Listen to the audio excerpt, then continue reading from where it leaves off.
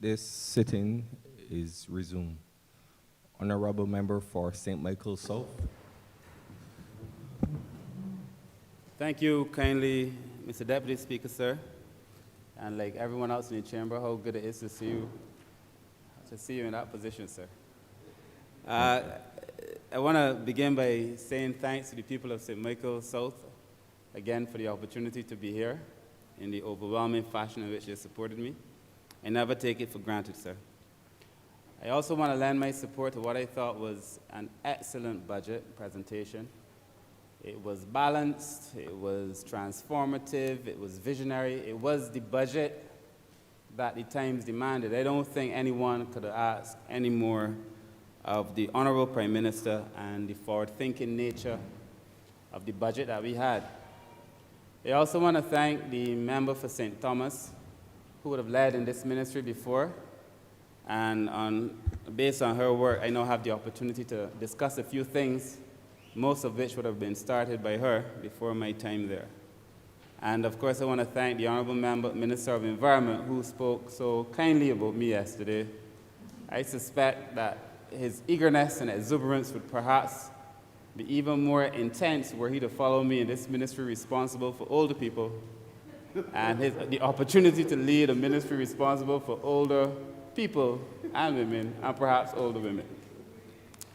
I do want to thank him for the support that he gave me, however, and look forward to being able to work with him as we go forward. It is, for me, an honor to be here and to discuss what I think was a very important budget. This budget is being discussed as a growth budget by everyone, sir. And those who may wish to say that it is simply a growth budget must understand the Prime Minister when she said it is a sustainable, equitable budget, sir, that is focused on bringing balance and progress to all. And this is important because we must not forget that the evidence across the world would tell us that economic growth does not necessarily lead to social progress.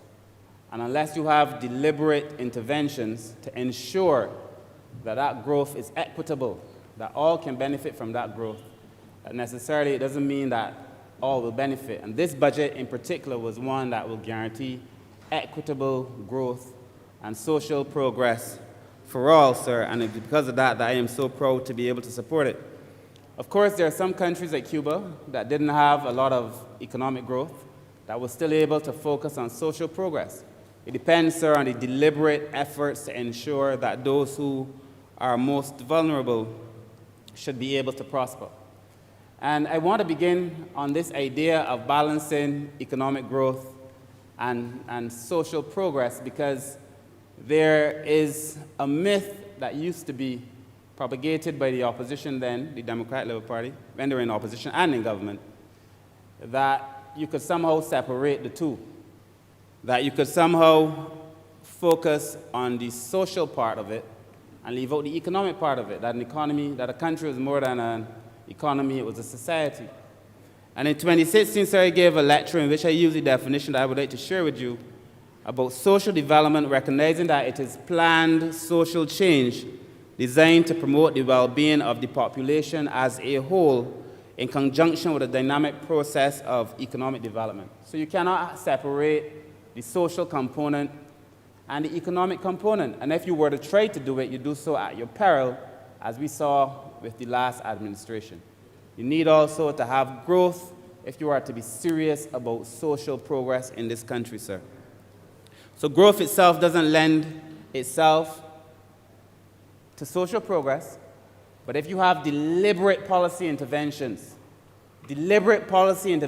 meant to ensure that that growth is felt by all, then it could work. And our position here is that this budget, sir, was a budget, sir, that would make sure that growth in this country would work for the poor, the poorest amongst us, sir. And we saw it, sir, in a range of activities. We saw it, sir, in the presentation made on energy, where we are putting roofs, the photovoltaics on the roofs of the poor.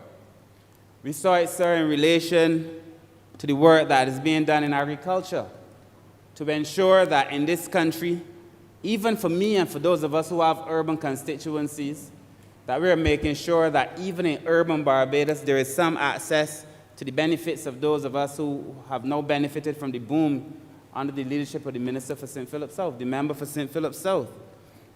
And so we know that you could also get land at layers to be able to allow that kind of urban development. We've seen the community care project, and I'm hopeful that in St. Michael South very soon we'll be able to have access to the skills that I know the Honourable Minister is making sure we all have access to, the skills to make sure that regular people in the towns and the cities could be able to do agriculture from home, the technical expertise, the pan carts and the various things, to be able to come and make sure that they plow the land and those things, sir, to make sure that growth works for all. And if there is going to be a theme, to my contribution today, it is that we must make sure that this growth works for all. Because at the end of the day, sir, we could talk about growth till the cows come home. But if your people don't feel it in St. Michael Northwest, and my people don't feel it in St. Michael South, sir, it is just talk.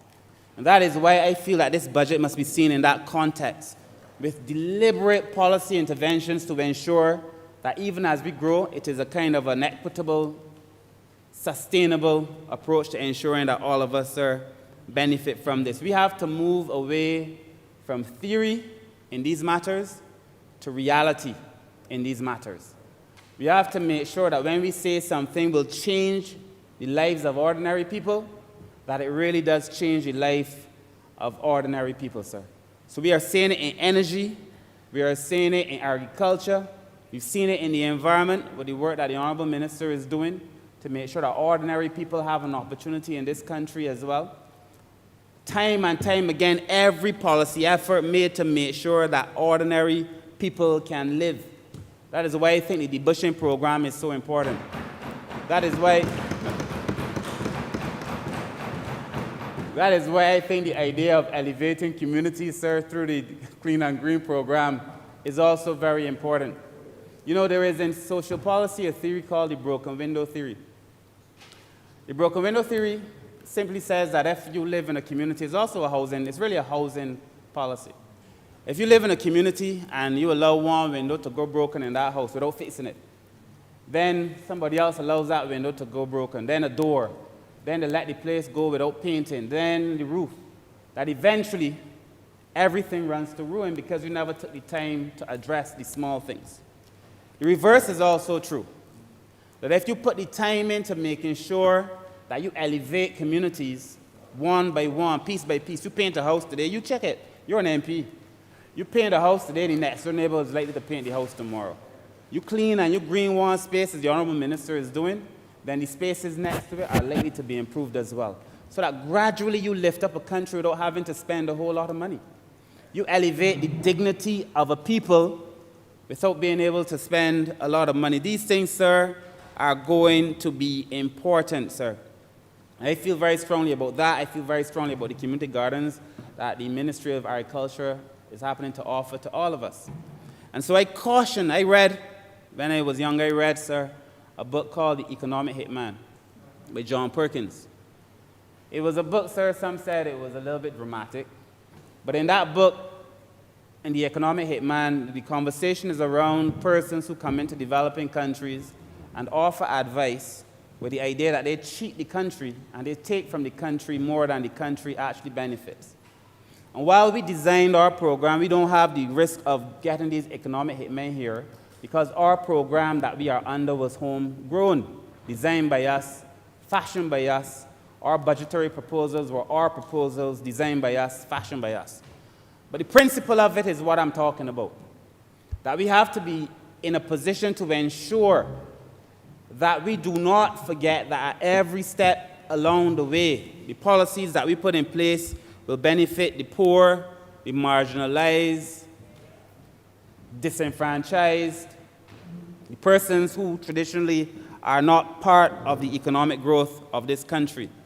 And I think, sir, that we have to be very, very deliberate, very slow but purposeful in ensuring that everything that we do, sir, reaches the people who need help the most.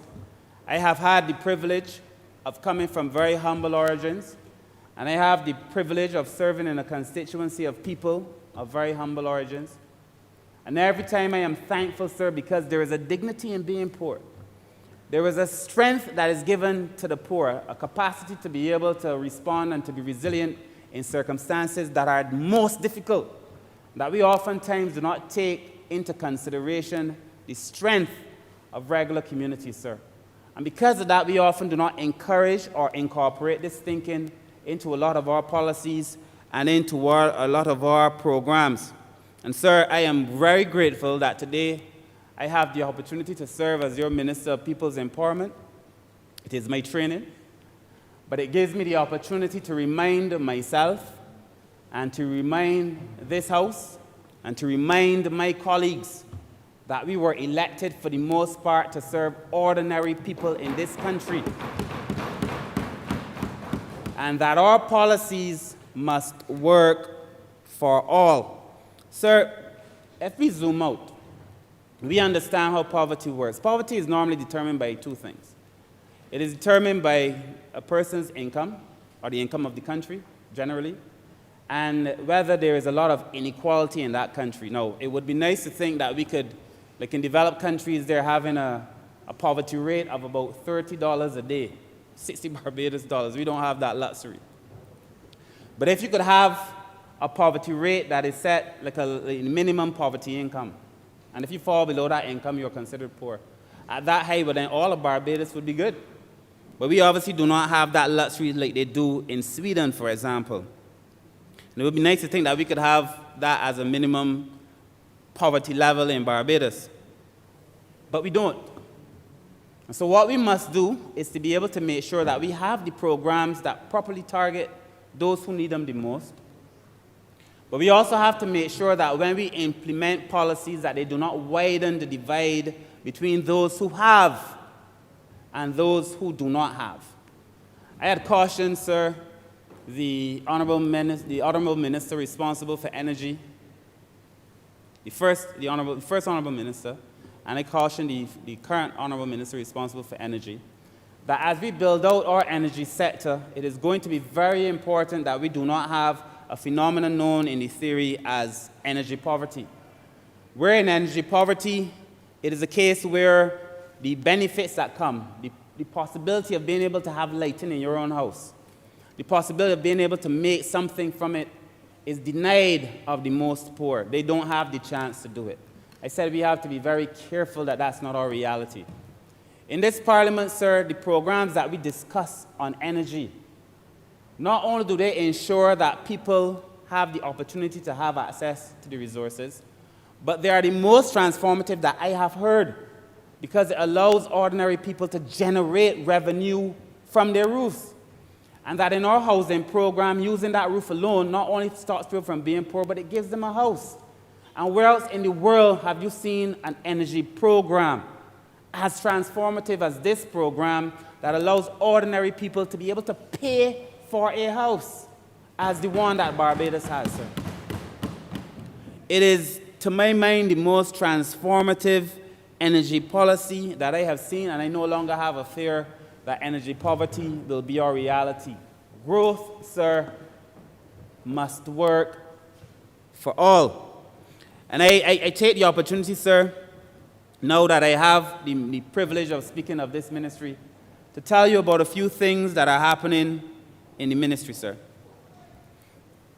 I feel, very importantly, sir, that the job of any country, and the job of this ministry, but the job of any country, sir, is to ensure that we, as the former Prime Minister used to say, stop poor people from being poor. The number one SDG is still poverty reduction, poverty eradication.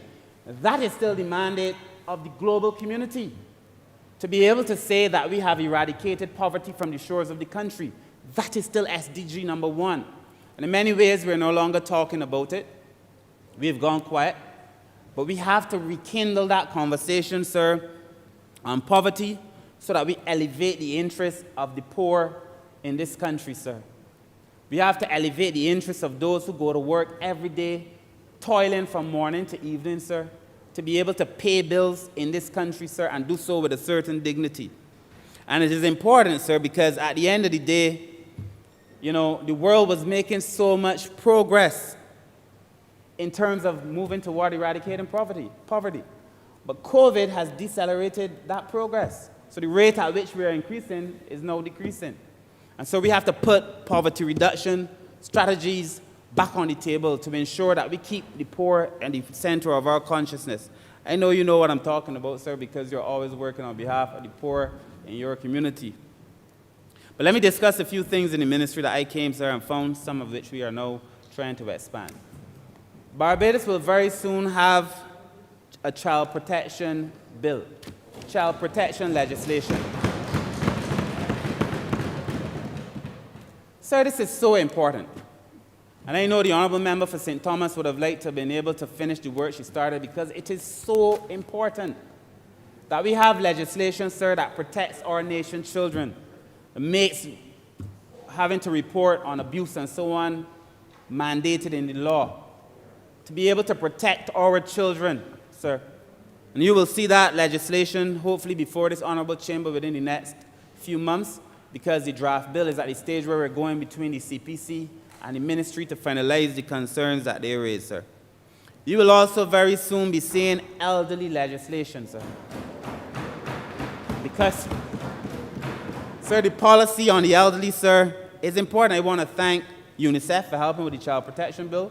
I want to thank PAHO for helping with the elderly policy, sir. And we will have that hopefully within the next 6 months, sir, to be able to discuss with the country. Because a country is only as good as it treats its young and its old, and they say it's prisoners.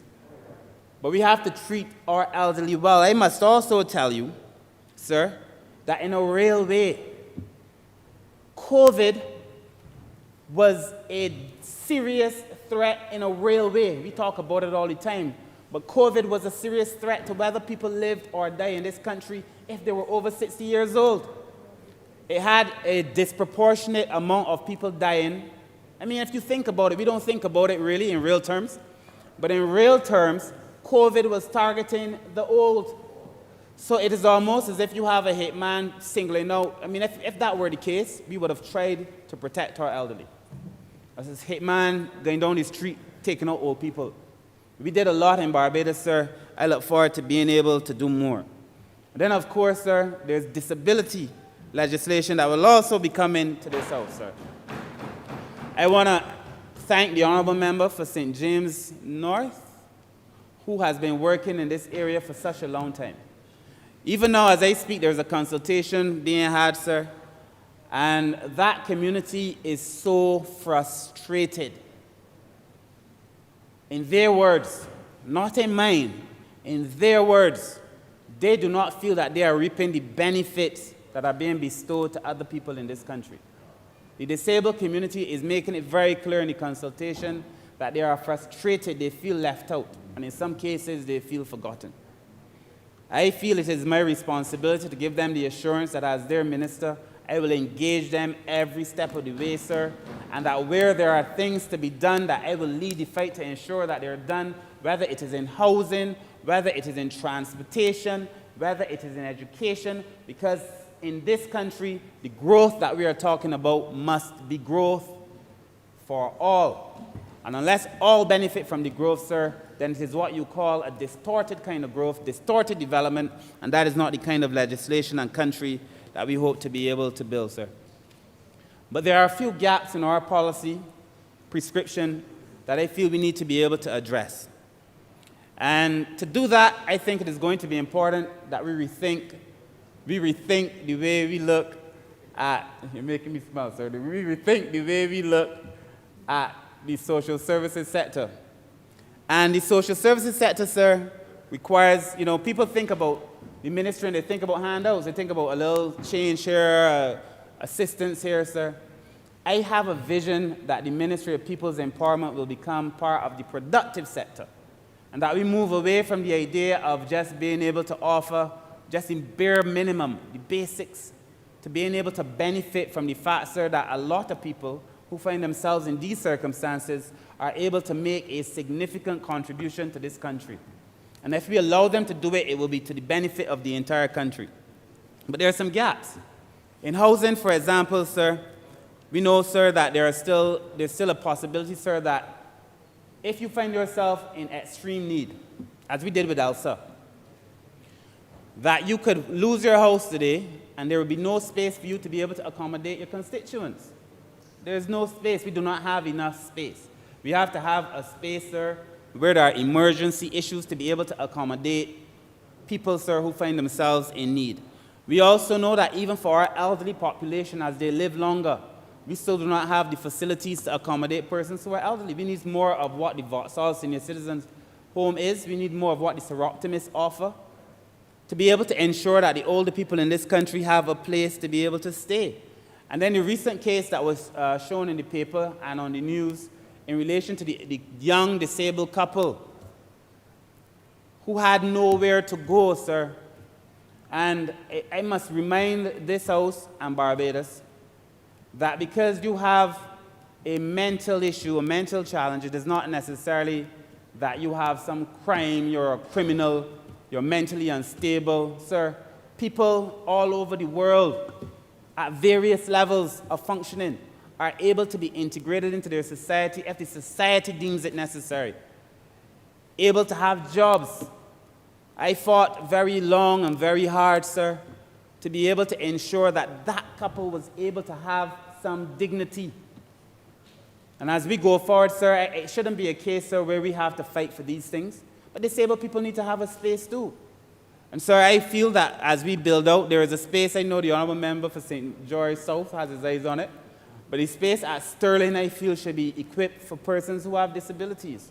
To build that transitional housing, there's enough space to be able to do that and to be able to do a facility for women who oftentimes find themselves with children on the street. As a matter of fact, we had a case very recently of a young lady with 4 children who was evicted in Barbados by the children's father. And so the woman with the 4 children belonging to the man found themselves on the street with nowhere to go. And that we have to have a transitional facility to be able to accommodate that. However, let me just digress quickly for a second. You know, the greatest thing that this country can do, sir, is nothing that we can do in this parliament. It is nothing that we must come in here, sir, and talk about policy and legislation. The greatest gift that we can give to the people of this country is from one man to another, one woman to another, is the capacity to care. Because we have a responsibility, sir, to care for persons in need. And everybody is turning to the government. What is the government doing about this? And what is the government doing about that? We have to do more, yes. But we have a responsibility to care about other people in this country, sir.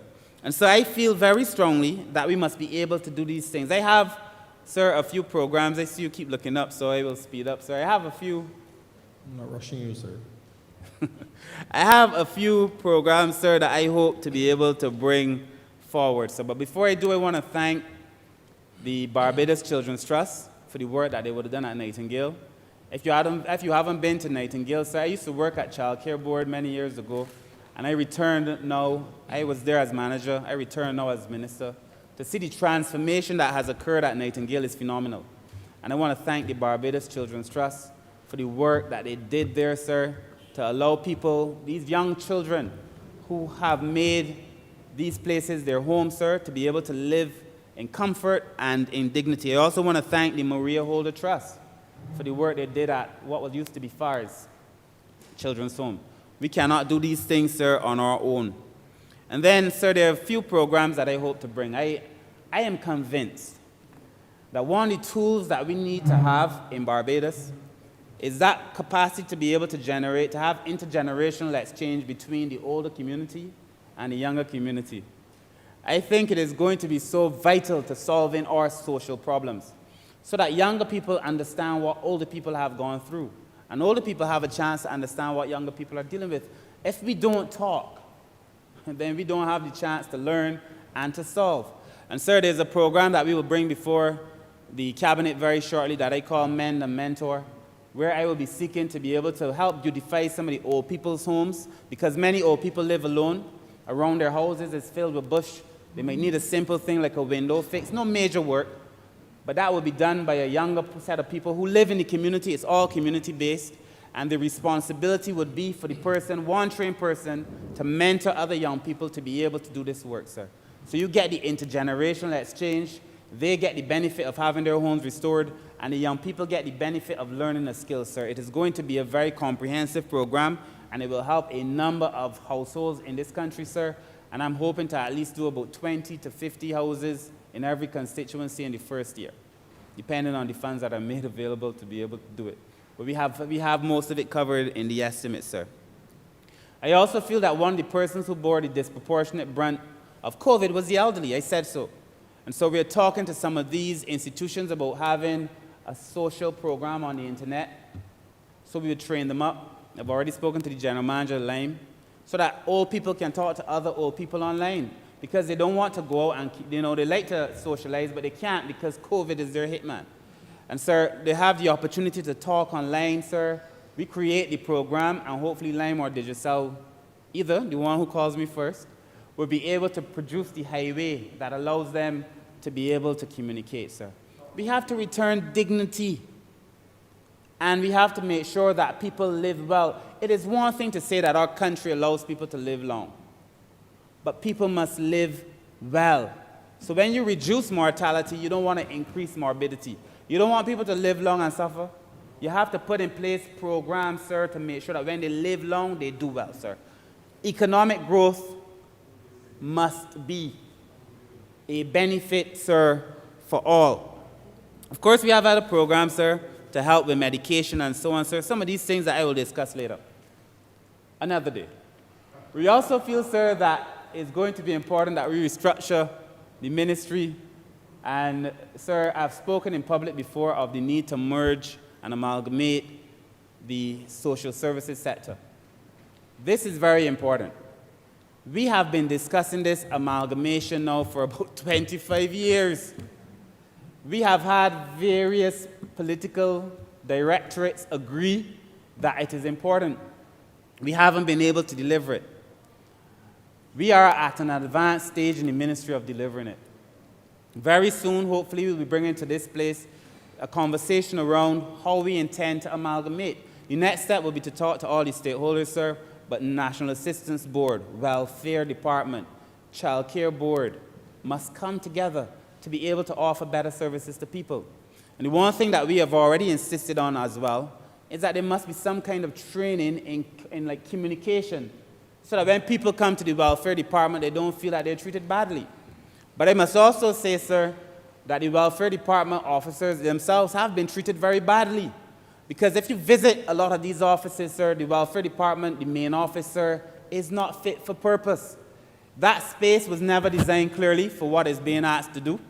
And so we have to make sure that we make the Welfare Department comfortable. I've already asked the Minister of Housing about the possibility, sir, just tell me what we're paying in rent and find another place so that they're comfortable. We give them, sir, the benefits that they need and the tools to do their job, but to make sure that they do the job so that your constituents, the DPM's constituents, my friend's constituents, all the constituents, do not come to us saying that they were treated badly at welfare, sir.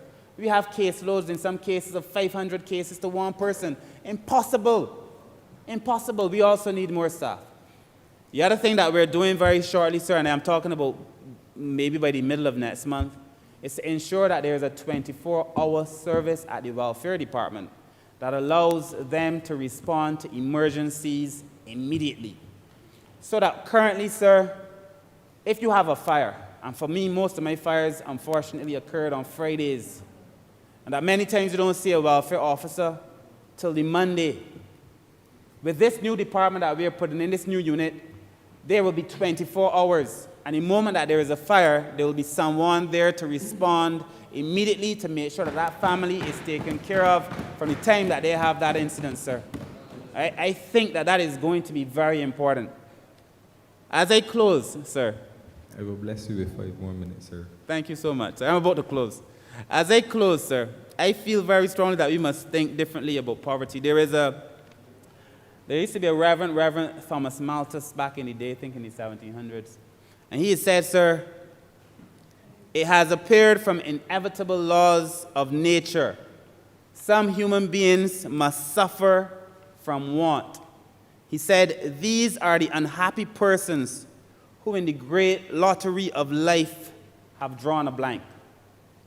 This is as defeatist a mindset and mentality, sir, that any man could have. That some people, regardless of whatever our station has become, have drawn from the great lottery of life a blank.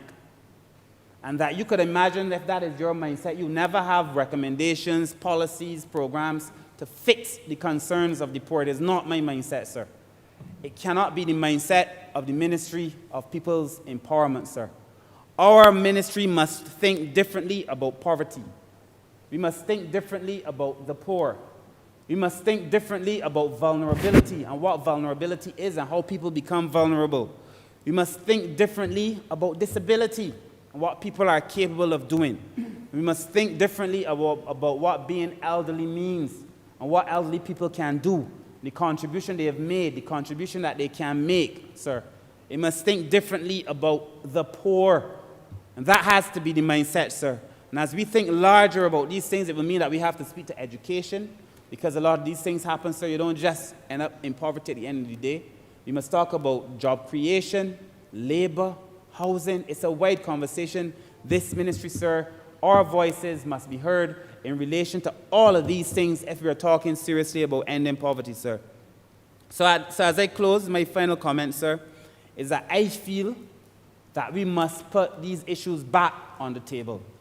I feel that the Ministry of People's Empowerment is well positioned to be able to deliver effectively to the people. I feel and I know that economic growth alone will not guarantee social progress, but I am pleased that in this budget there are specific mechanisms to ensure that the poor people can benefit from growth, sir. And I feel that if we put our minds to it collectively, that the people who in this country, like the same disabled community that are conversing now, who feel that they're being left out, will not feel as if they're being left out, sir. And that it is our responsibility, our duty, and our charge, sir, to make sure that all people benefit from the growth that I know this budget will bring. With those few words, sir, I thank you.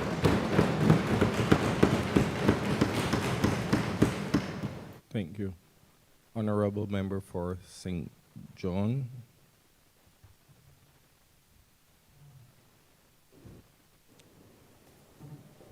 Thank you, Deputy Chair. I want to share the sentiments of the Honourable Member who just took his seat, because I believe, Deputy Chair, that it is only when you come from the struggle that you recognize what he said and you take it to heart. And I too am from the struggle, so I believe every single thing and endorse every single thing that he said. Deputy Chair, 2 days ago, the Honourable Prime Minister made her speech, and I'm reminded of the words of a song from Cynthia Erivo, and this is attached to that movie with a black actress. And the words that I speak of, I'm going to stand up and take my people with me, and together we're going to build a brand new home. And I believe that these words were relevant when Prime Minister spoke, because I fully endorse the budget. And it's my intention that every time too that I stand up, it is my intention to take the people of St. John with me to a brand new home. And I also feel the same way in relation to my responsibilities at the Ministry of Youth, Sports, and Community Empowerment. Mr. Deputy Chair, every single time for the last 4.5 years or so that I came to this place and was involved in hearing a budget presentation, I see and I feel the impact of what it is doing to the constituents of St. John. And I want to let them know that, again, I appreciate what they did on January 19th in sending me back to this place to represent them and to move to that brand new home. Because in my mind, the mantra of St. John Rising will never ever die, because I have seen where the growth is taking place.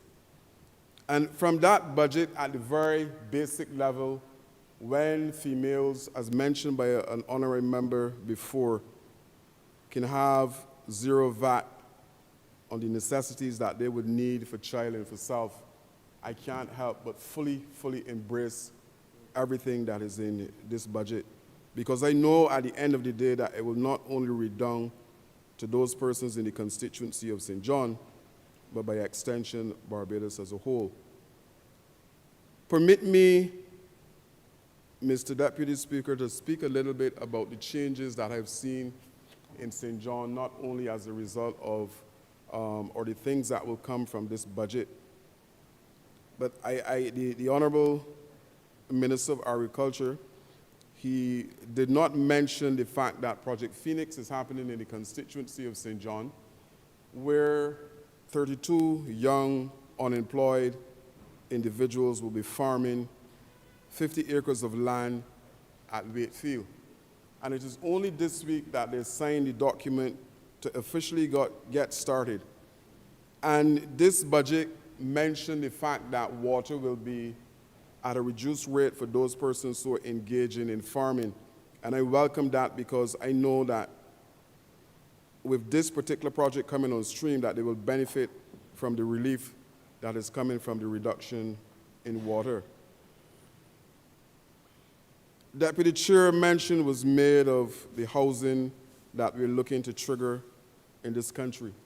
And I'm fortunate that the Hope Project is also visiting the constituency of St. John, where 174 houses will be erected at Poole.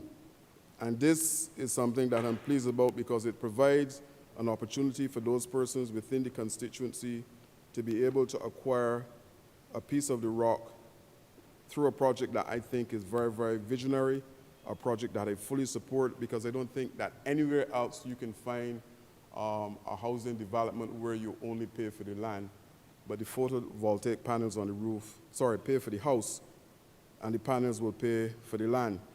So I'm seeing a situation where there's growth in the constituency of St. John as a result of the policies and budget after budget that is presented in this place by the Honourable Prime Minister.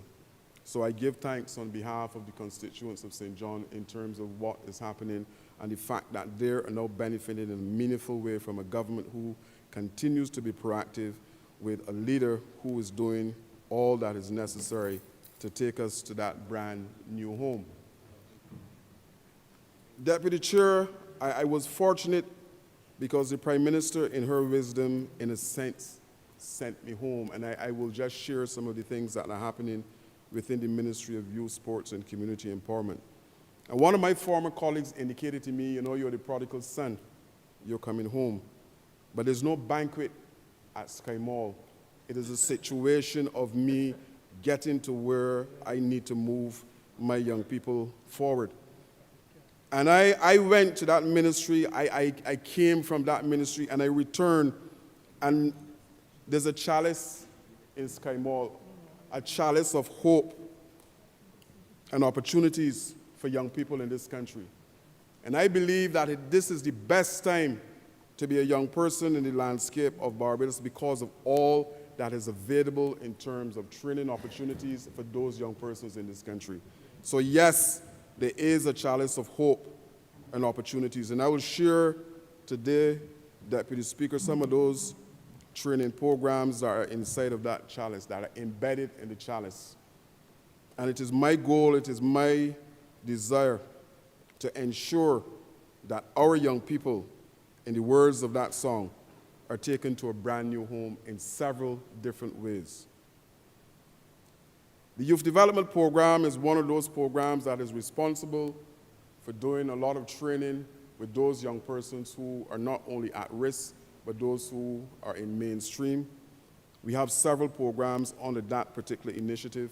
We have a sports training program that is across the country, where the National Sports Council is mandated to provide training opportunities for those individuals who are seeking to get involved in sports at community level. And this is a good time because we have just released sports again on the landscape, and several people are happy. Last night I was by one of the honorable members and I saw a basketball game starting, and it was a joy on the court because that is my base as well, Honorable Speaker, Deputy Speaker. But we're moving in that particular direction. And some of the things that are happening, one of the first things I asked for, and I'm pleased today that it is actually taking place, I asked the Sports Development Officer to ensure that we have road tennis on display at Kensington Oval during this test match. And I am constantly getting videos and snippets on WhatsApp of what is happening at Kensington. National Sports Council, they went in, they spoke to the cricket board. We have everything in place that road tennis will be highlighted on a daily basis for the duration of the test match at that particular location. But sports is one of those things that can motivate, one of those things that can provide upward mobility for those persons who, I believe it is a member for St. Michael East, like to refer to the socio-economic situation of our people. And I'm ensuring that through sports, that we can move all of those persons who possess the skill sets to go forward. And to that extent, Deputy Chair, Deputy Speaker, I have asked that we now own SAT training for those persons who are looking to go overseas to do scholarships, because I was made aware that it is between $450 to $600 for poor people, as the honorable member who sat before me indicated, to do training for those SATs. And I believe it is a travesty where you have a Ministry of Sports and Youth, and we cannot own that particular program that would allow those persons who are going overseas to be able to train or to have the tutoring for those SATs to do what they have to do in terms of improving their life. So that is a program that is coming. Deputy Chair, one of the things when I was at that ministry as a worker that I used to argue for on a continual basis is the fact that we were doing training at a level all through this island for 12 weeks, for 4 months, and we were providing nothing more than a certificate of participation. And I've asked, and we are well on our way to ensuring that every single training program that is coming from the ministry is now certified. Because I believe that we should have an opportunity where those persons who are engaging in training, whether it be dressmaking or whatever, that the certificate is carrying some weight at the end of the day, and we're not giving them a certificate of participation. The Youth Entrepreneurship Scheme, there's an extensive set of training, Deputy Speaker, that goes into that particular program. Maybe between 3 and 6 months of training, and at the end of the day, it is still a certificate of participation. And we have moved to a stage now where they're working in conjunction with the University of the West Indies to ensure that that particular program, when those young entrepreneurs are completed the training, will have a certificate that is now equivalent to something more than just that. So you have, for example, the Youth Entrepreneurship Program, you have business counseling and mentorship, entrepreneurial development, direct technical assistance, financial counseling, accounting service, marketing service, and all of these at the end of the day, and you're giving our young people a certificate of participation. I believe that, like I said, it is now at an end. Mr. Speaker, we have the Barbados Youth Advanced Corps, and those of you who would have heard the director in the well speak about this particular program can understand the impact that this is having on our young people who are entering that program. It was formerly the Youth Service, it is now the Barbados Youth Advanced Corps. And the results that are coming from that program is absolutely fantastic, and we're hoping that during the new financial year that we can push those numbers up from what they're at. They're probably about 172, I believe. The target that we're looking at is 900 persons to go through this program. Can we do it this year? Maybe not, but will we try? Of course we will. Because remember what I'm saying, Mr. Deputy Chair, we are looking to move our young people to that new home.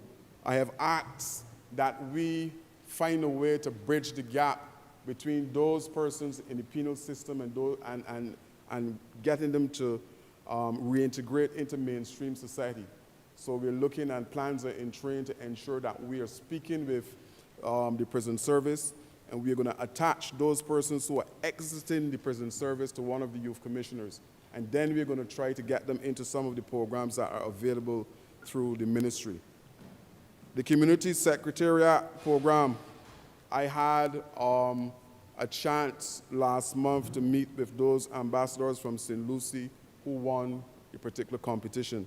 And this is a program that we're looking to make sure that we can engage and we can embrace, again, as many youngsters as possible.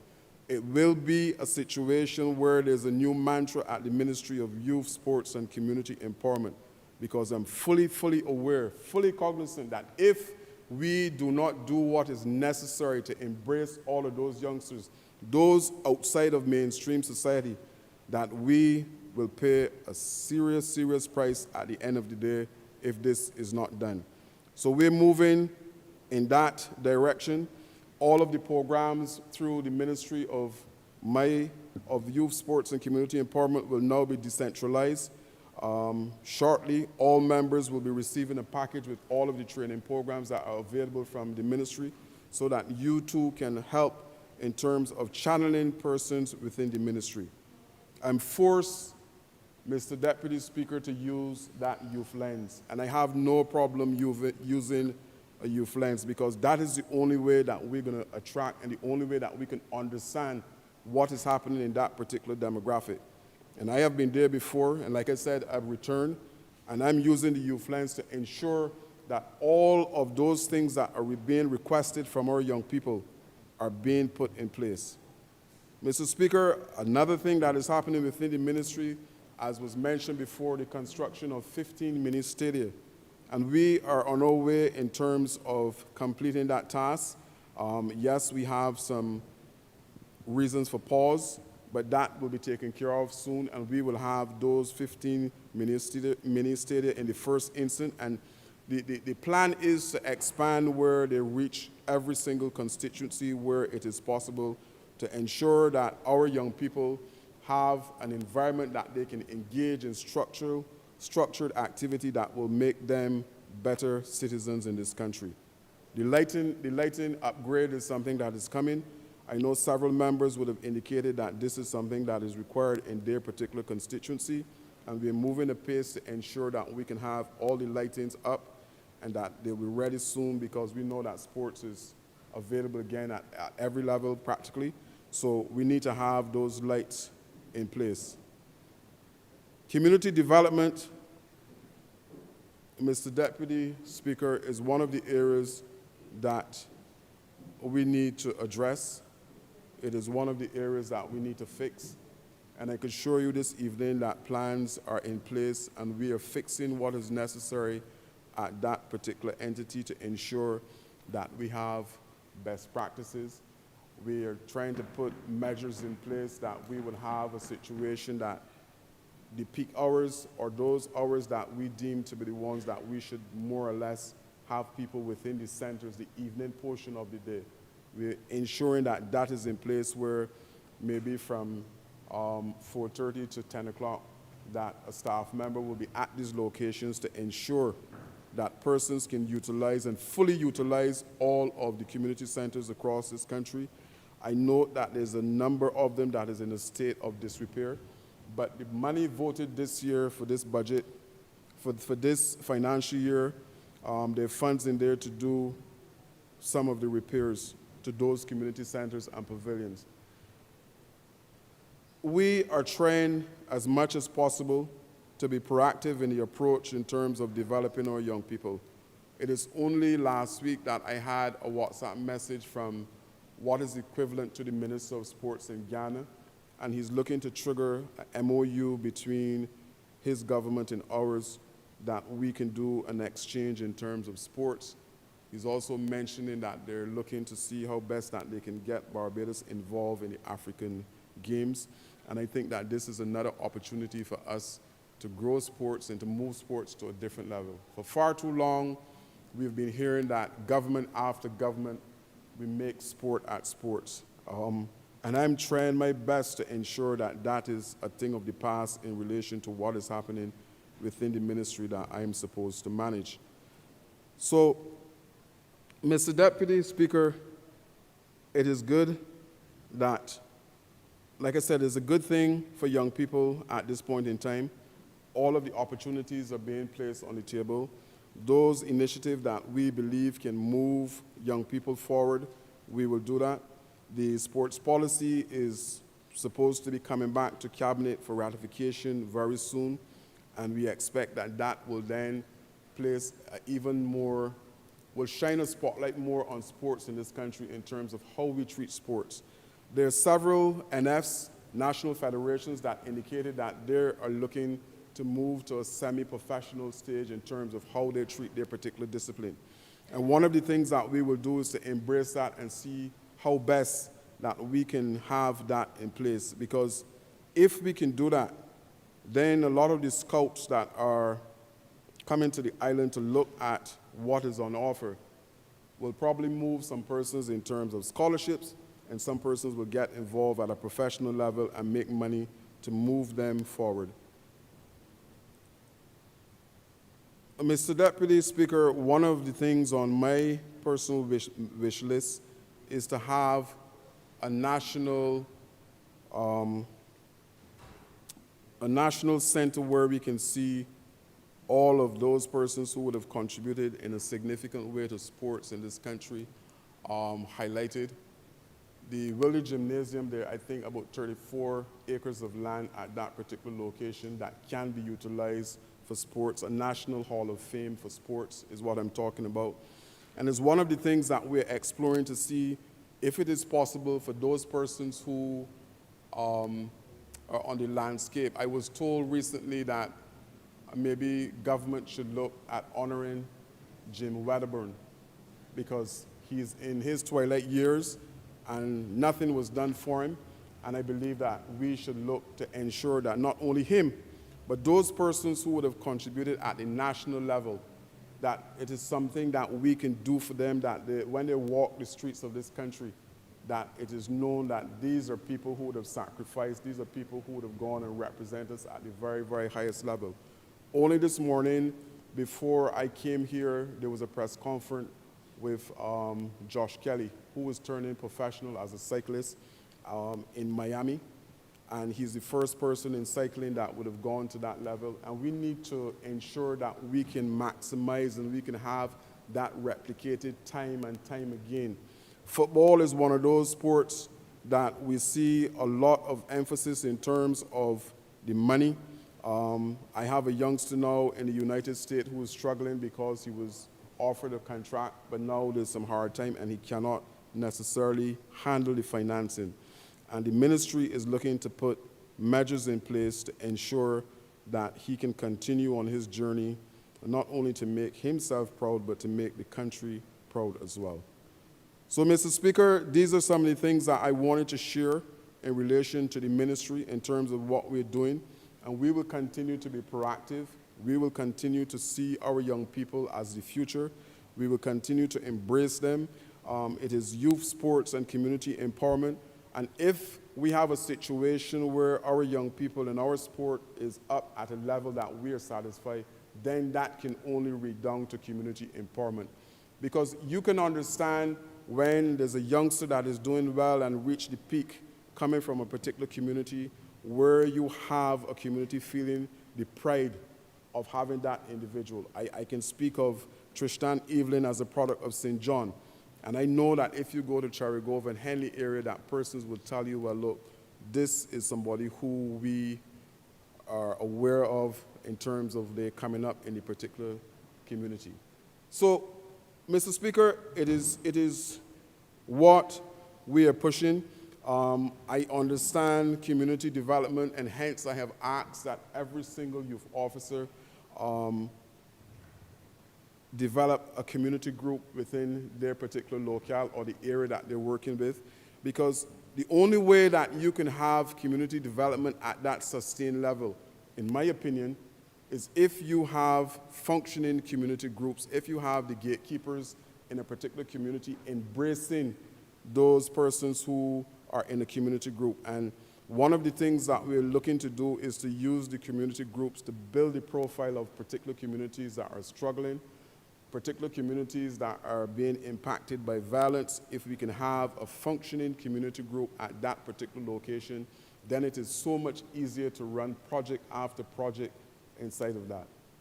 You're signaling to me, Mr. Speaker. I will wrap. I will wrap soon.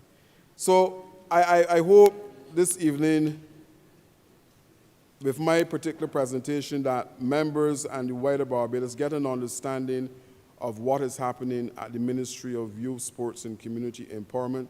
They all go hand in hand. And like I said, I'm working to make sure that every single community is impacted by the work of that particular ministry that I manage, to make sure, Mr. Speaker, that every time we stand as a government, that we're taking our people with us. Together, we're going to a brand new home. I am obliged.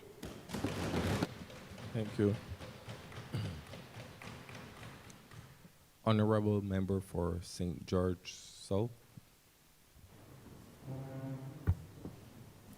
Thank you, Mr. Speaker, members in the chamber and those who are listening. Mr. Speaker, I rise to lend my voice to the budgetary proposals as articulated so nicely by Prime Minister, member for St. Michael Northeast on Monday, and also supported by members in this chamber.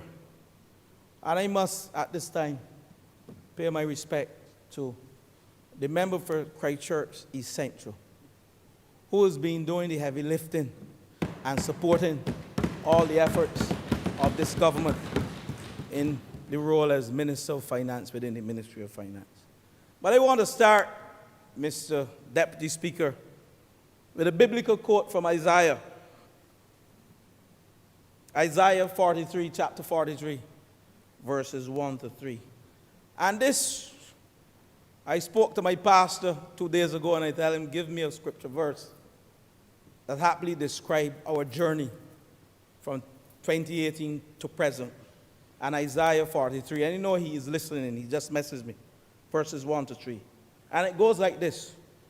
But now listen to the Lord who created you.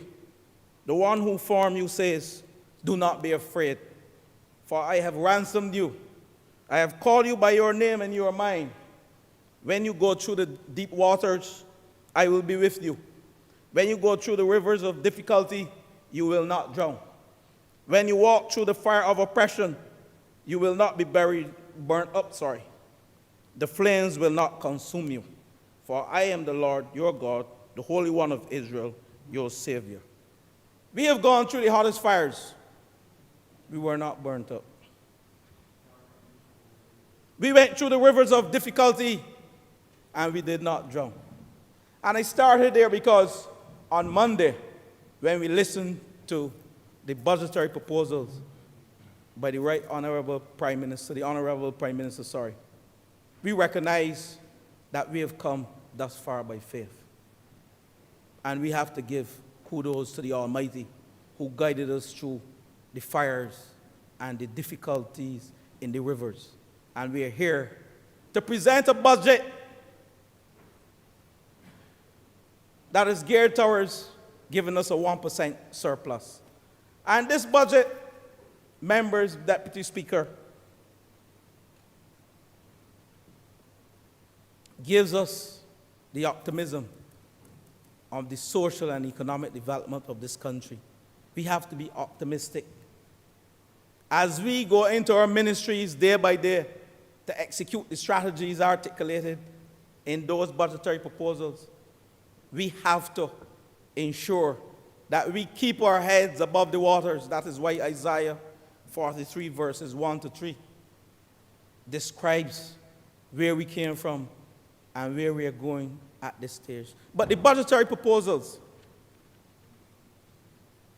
touch on every single sector.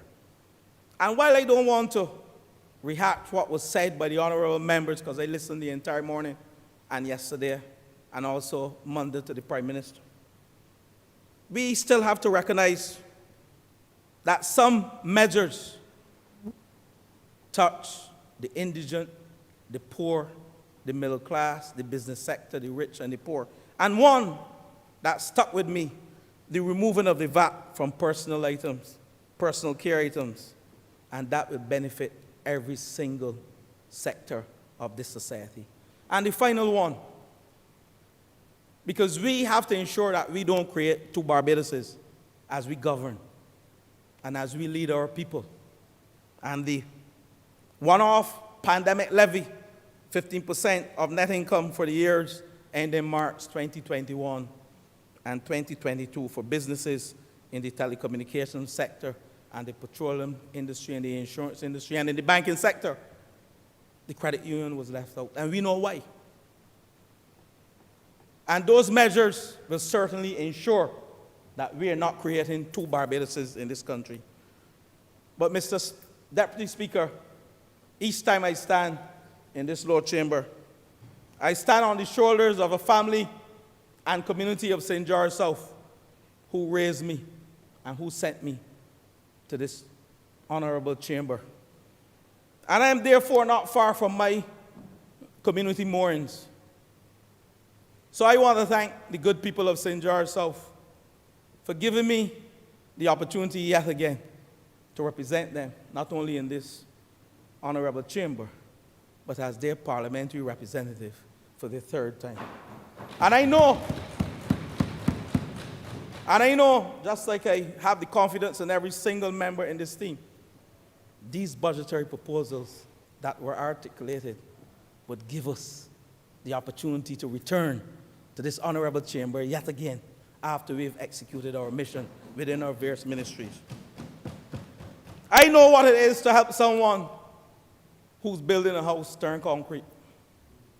I know what it is to give up my discount for cement to allow someone who's building a house to have that opportunity to build a house.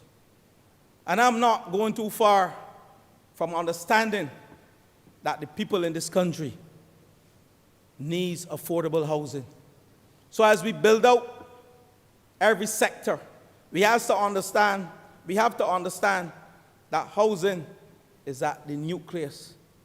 And it was said by JFK, John F. Kennedy. He said that the home is about the central nucleus of our society. Because why? That is where we raise our families. That is where we pay our VAT. That is where we vote. And it is true. When we look at countries and we see poor housing, we see countries that have ill health and social decay. But when we look at countries that have good housing stock, what we see? Wealth creation, good health care, education. So housing revolves around education, health care, wealth creation. And it is important as I move into my mission given to me on Monday and before by the Honourable Prime Minister. Some of my colleagues call me Houdini. Some refer to me as a sophisticated sorceress, that's the word, who believes in black magic. But I'm telling you, sorcerer is sophisticated sorcery. Thank you, Wilfred. Member for Christchurch East. But I believe that the mission given to me by the Honourable Prime Minister is one that we can achieve. We can achieve the Barbadian dream for every single Barbadian who wants to own a piece of this rock and who wants to have a home. So the whole aspect, Mr. Deputy Speaker, home ownership is the essence of what I term the Barbadian dream. And one of the key principles in our 2016 Covenant of Hope and in our manifesto that I have here, where we recognize housing as essential to achieving a just, equitable, and developed society, where people in the country flourish and achieve their full potential.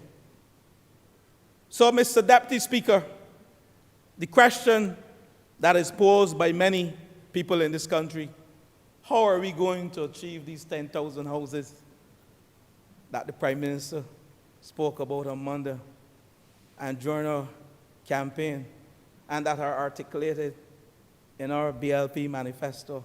And the member for St. Philip West and I, we joke daily when I pass her. You know, we joke and I say to her, hold your title deeds, because I am on a rampage to build houses. And that is our joke.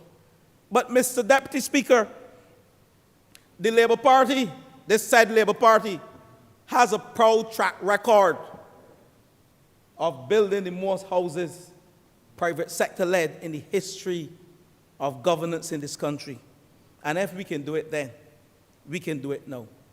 So the mission of building 10,000 houses in 5 years is not a surmountable one, and I will explain to you why I'm saying that. There's no magic. We just need to come together, the private sector, the international community, and our local community. And I have a strategy. Government proposes to cater to all economic classes as we embark on the housing revolution, the first of its kind in this country. And I want to pause and thank the member sitting to my left, the Honourable Member for Christchurch West, who started this journey of creating home ownership program called the Hope Inc., where we utilize the roofs, the rooftops, to give people the economic opportunity and the social opportunity to own their own homes. So Hope Inc., Hope Advance, and Hope Premium were formed by the former Minister of Housing, where we took this society and we classified it in 3 categories. Those persons earning income between $1,000 to $2,000, they are part of the Hope Advance program. Then persons earning between $2,000 to $4,000 monthly, they are part of the Hope Incorporated program, which is the commercial private sector entity that was formed, named Hope Incorporated. And then we have the Hope Premium, with persons earning over $4,000 up to $8,000 a month. And the Hope Inc. program is geared to produce some 1,200 houses in the financial year 2022 to 2023. And I want you to understand, this is the first time in this country that working class people, maids, janitors, general workers, policemen, policewomen, nurses assistants, nurses aides, and all those persons who are earning below $2,000 and $3,000 and $4,000 will have the opportunity to own their own homes without purchasing the land. All they have to do is pay for the infrastructure, and how they will pay for the infrastructure by getting a mortgage. So a PPP, private-public partnership, where we provide the land at peppercorn rate, and the investors take ownership of the roofs for 20 years, and that is how they pay for the infrastructure, that is how they pay for the services, and that is how they pay for the photovoltaic systems. And that is what the Hope is about. Hope ownership, providing energy, that's the name. And that is the photovoltaic trust, the trust to green in this economy, member for Christchurch West Central. And there's no more powerful way to enfranchise working class people Not only working class people, but persons who pay taxes in this country, and their dream is to own a piece of the rock. But, Mr. Deputy Speaker, I will give a little facts here so persons listening can understand how they can be empowered and what I call reasonable rates to own a two-bedroom house. Persons with a two-bedroom house can pay as low as $759.36. That includes insurance for the home. Persons owning a three-bedroom house can pay mortgage of $980.22, inclusive of insurance costs as well. And Mr. Speaker, Deputy Speaker, we are on our way.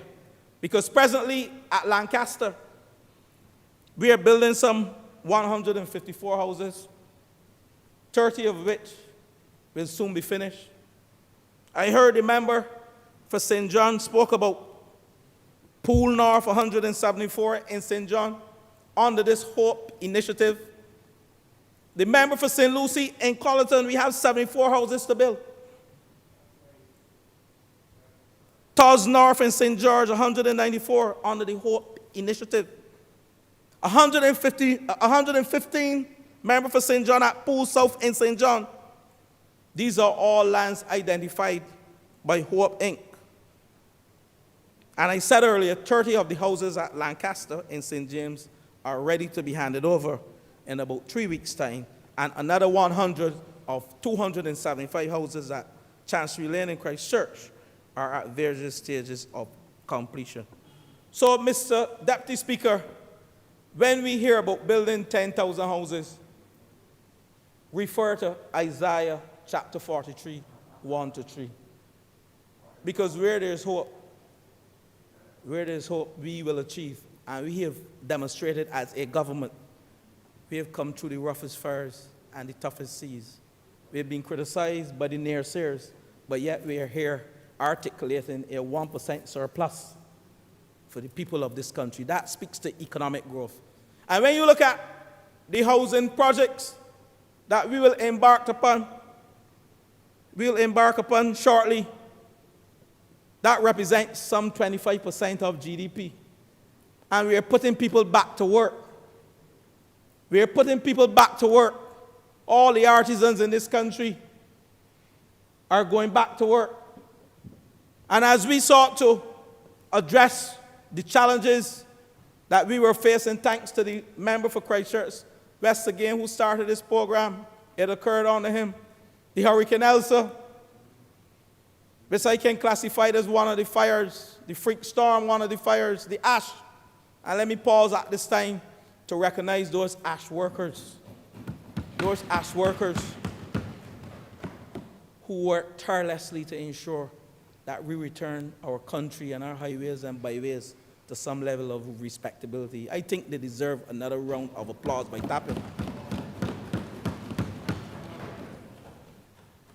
So, Mr. Speaker, when I look at the plan for housing all across Barbados, for the 2 years, financial years 2022, 2023, 2023, 2024, we can build 3,500 to 4,000 houses. And I have a plan here, as prepared by those lovely officers within the Ministry of Housing, Lands and Maintenance and the state-owned enterprise, the National Housing Corporation. Land at River Crescent, near River St. Philip, 140 houses. I will call a few. Housing Solutions. Lower Burnie, St. Michael, 40 acres of planning gains, and I visited Lower Burnie. And if we increase our density, because per acre we can place 10 houses or housing solutions on an acre. But if we increase our density and we look at duplexes and quadruplexes, we can have at least 14 units on an acre. And that is what we have to do, increase our density to get more housing stock in this country. Coconut Hall in St. Lucie, I mentioned Hackett Hall in St. Michael, where we are building 3 quads using the East-West Building Solution Company. Those are the Chinese houses. We have entered into an arrangement, thanks to the National Housing Corporation, to build 150 houses presently. And these are steel structures. And I want to thank the private sector, those builders who came on board to assist us at a time when we really needed those builders to pull all the stops out to assist us as a government and as a ministry to build those foundations so that we can have 150 houses or 103 foundations built, because we are building duplexes and quadruplexes so that our people who suffer the effects of Hurricane Elsa and the freak storm can be placed back in some level of respectability in a very short time frame. But you heard the member for Christchurch West. He brought a rafter, a purlin, yesterday to show members of this chamber. And hurricane strap, I call it a purlin, it's a hurricane strap. It goes on the purlin, yes. Where we will return the housing stock to a better state in which we found them before they were struck by Hurricane Elsa. And these hurricane straps, he mentioned, will secure these houses in a more rigid way. And I will bring that paper to Cabinet shortly, the strap it paper, to ensure that every single home in this country is outfitted with hurricane straps. But Mr. Speaker, Deputy Speaker, let me move on because time is of nigh. We spoke about the 4,000 houses within the first 2 years. And if you extrapolate, you will see that we can achieve 10,000 houses within the 5-year period. It is achievable. Just extrapolate from the 2 years. And those 2 years, we have to put all the necessary administrative and planning work in place. And that usually takes 6 months to subdivide land at town and country planning. Then it takes another 5 months to put in the infrastructure work. And then it takes another 6 months to construct a home, a 2 or 3 bedroom home. So if you add, you will see why we have to re-engineer our systems. And I've spoken to the member for Christchurch West. And we have to re-engineer the systems within town and country planning. I have also spoken to the member for St. Michael Southeast. We have to re-engineer the processes within Barbados Water Authority, because some of the longest process that we can see is to install water within a site. And that should not be taking us a year and 6 and 7 months. We should be having work started within 3 months of a town and country planning approval process. And this has nothing to do with the member for St. Michael Southeast. This has to do with the business processes that need re-engineering, deconstructing, and reconstructing so we can become more efficient and a lot more leaner and get these things out if we are supposed to achieve our 10,000 target in a 5-year period. But Mr. Speaker, Mr. Deputy Speaker, this brings me to something that, while we talk about a housing revolution, this was an eye-opener to me. But I recognize that we have some 35,000 unoccupied properties and vacant lots in this country. 35,000. 15,000 unoccupied properties have been identified together with the 20,000 vacant lots. And these are located in areas that have services already, road infrastructure, water. And I'm asking myself, as I ask the staff within the Ministry of Housing, Lands and Maintenance, what can we do to unlock 80% of these unoccupied properties and vacant lots? What part of the legislation we can discuss with the homeowners to see how we can utilize their properties? Because some of these properties, I can understand, have been left for over 20, 25 years. Vacant lots. and some properties that we can classify them as derelict. And if you read into this, you will see that land tax arrears might be more for some of these properties than the market value of some of these properties.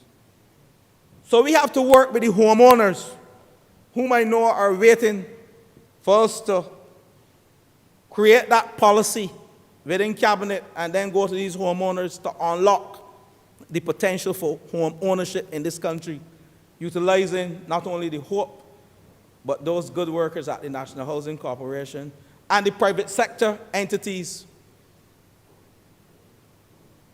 who have done well in this country to come forward and agree and win bids to engage private-public partnerships to help us build out the 10,000 houses in this country. How can we unlock the potential of these 35,000 unoccupied properties and vacant lots? And if you calculate 80% of that, and you look at the 4,000 houses that we can build within the first 2 years, you will see, as the Prime Minister said, that target of 10,000 may be a target, but not her target, meaning that she believes we can build more houses in this country. And I truly believe so. Once we create the policy framework and a win-win situation for these landowners and property owners, we're not going to use the Land Acquisition Act to take away persons' properties out of this 35,000. But we are going to give them the opportunity to pay down some of their arrears in some form of arrangement. I don't know. It could be a leasehold. I don't know if the Land Acquisition Act caters to a leasehold. But these are some of the things we have to sit down as a government and discuss so we can unlock the potential for housing within these 35,000 lots that I have so aptly articulated and focused on this afternoon. But, Mr. Deputy Speaker, I spoke about the legal and regulatory framework for approval. This is something that the member for Christchurch West and I spoke about. And we have to make sure that the time taken to have a conveyance executed for a lot, say 20 acres, is reduced by half. This lies within the purview of the Ministry of Housing, Lands and Maintenance and the National Housing Corporation. We have to sit down and find ways. And we're not talking about bullying anybody. We're talking about looking and seeing ways and working as a team, how we can come up with the best structure and the best processes to allow a conveyancing to be reduced to, say, 1 month maximum for some of these large sites and some of these large properties.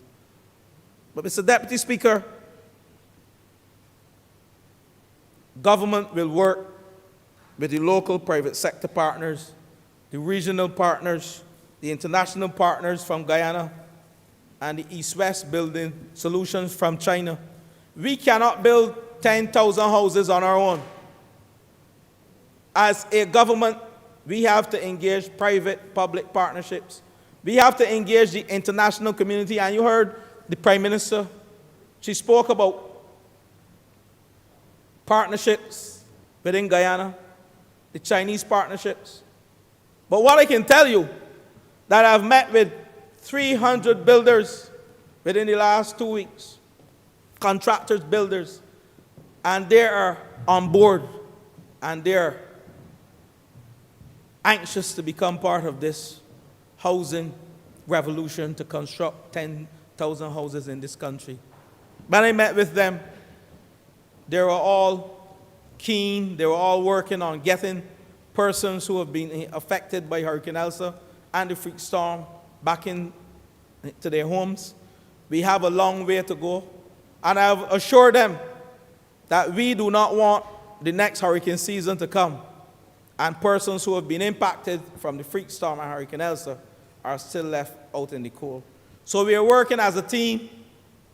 I love the morale that I saw last week. I love the enthusiasm. I love the motivation of those 300 stakeholders that I know are critical to us achieving the 10,000 houses.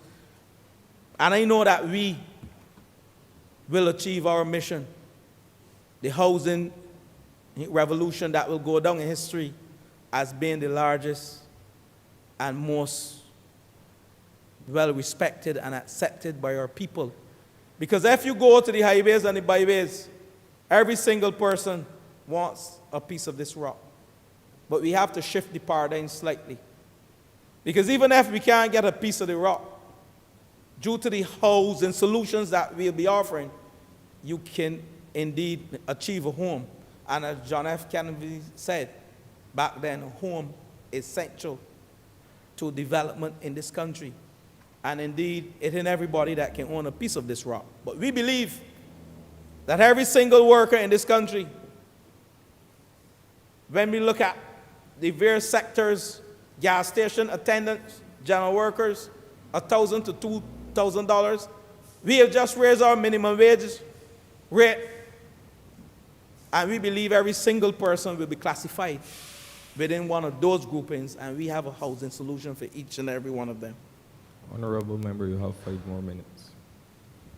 Mr. Speaker, I spoke about international partners, Mr. Deputy Speaker. I spoke about the East-West building partnership where we will be building 150 houses. And only this week, Mr. Deputy Speaker, the member for Christchurch West, my permanent secretary, and other members of my team, the general manager of National Housing Corporation, we had a video call with a contractor, a builder, someone who owns a housing firm in Guyana, who will send us 2 model houses for us to look at. Because if we truly look around Barbados and we look at the housing stock that are out of wood, hardwood, and if we can truly maintain the Bajan vernacular as we provide housing solutions, we will ensure that Barbados is indeed the #1 country within the region and within Latin America. And that is why we are taking the offer to look at these 2 model homes that will be here in April. And that is from a Ghanese firm. And thanks to the Honourable Prime Minister, I keep saying right Honourable, who visited Ghana recently at the Energy Expo and was able to do the necessary groundwork to allow us to form that partnership. But more importantly, our Barbadian workers, artisans, plumbers, electricians, builders, masons, they will be the ones constructing the houses under the supervision of the international partners who will provide the housing solutions. So we have work for every single artisan in this country. And that brings me to my final point. We have to ensure that we create the labor force to build these 10,000 houses. I heard on brass tacks only recently, the moderator asking where we will get the labor from to build these 10,000 houses. I heard on brass tacks. And I'm saying that we have to utilize our community centers and train a lot of our young people in plumbing, carpentry, masonry. We have 4,000 school leavers annually leaving school and 60,000 young people in this country. I heard the member for St. John in his presentation. He spoke about all of the wonderful work that that ministry is engaging to empower and enfranchise our young people.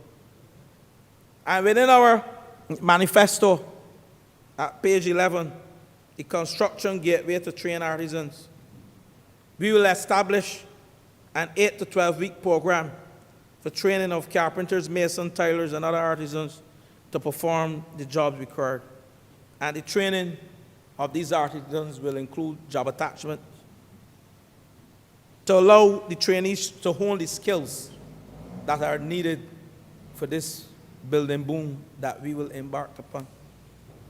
So, Mr. Deputy Speaker, I have articulated a plan to build probably more than 10,000 houses, but we will stick to the 10,000. But I want at this stage too to thank our former colleague, the former member for St. Andrew, who started the work in this wonderful ministry from 2018.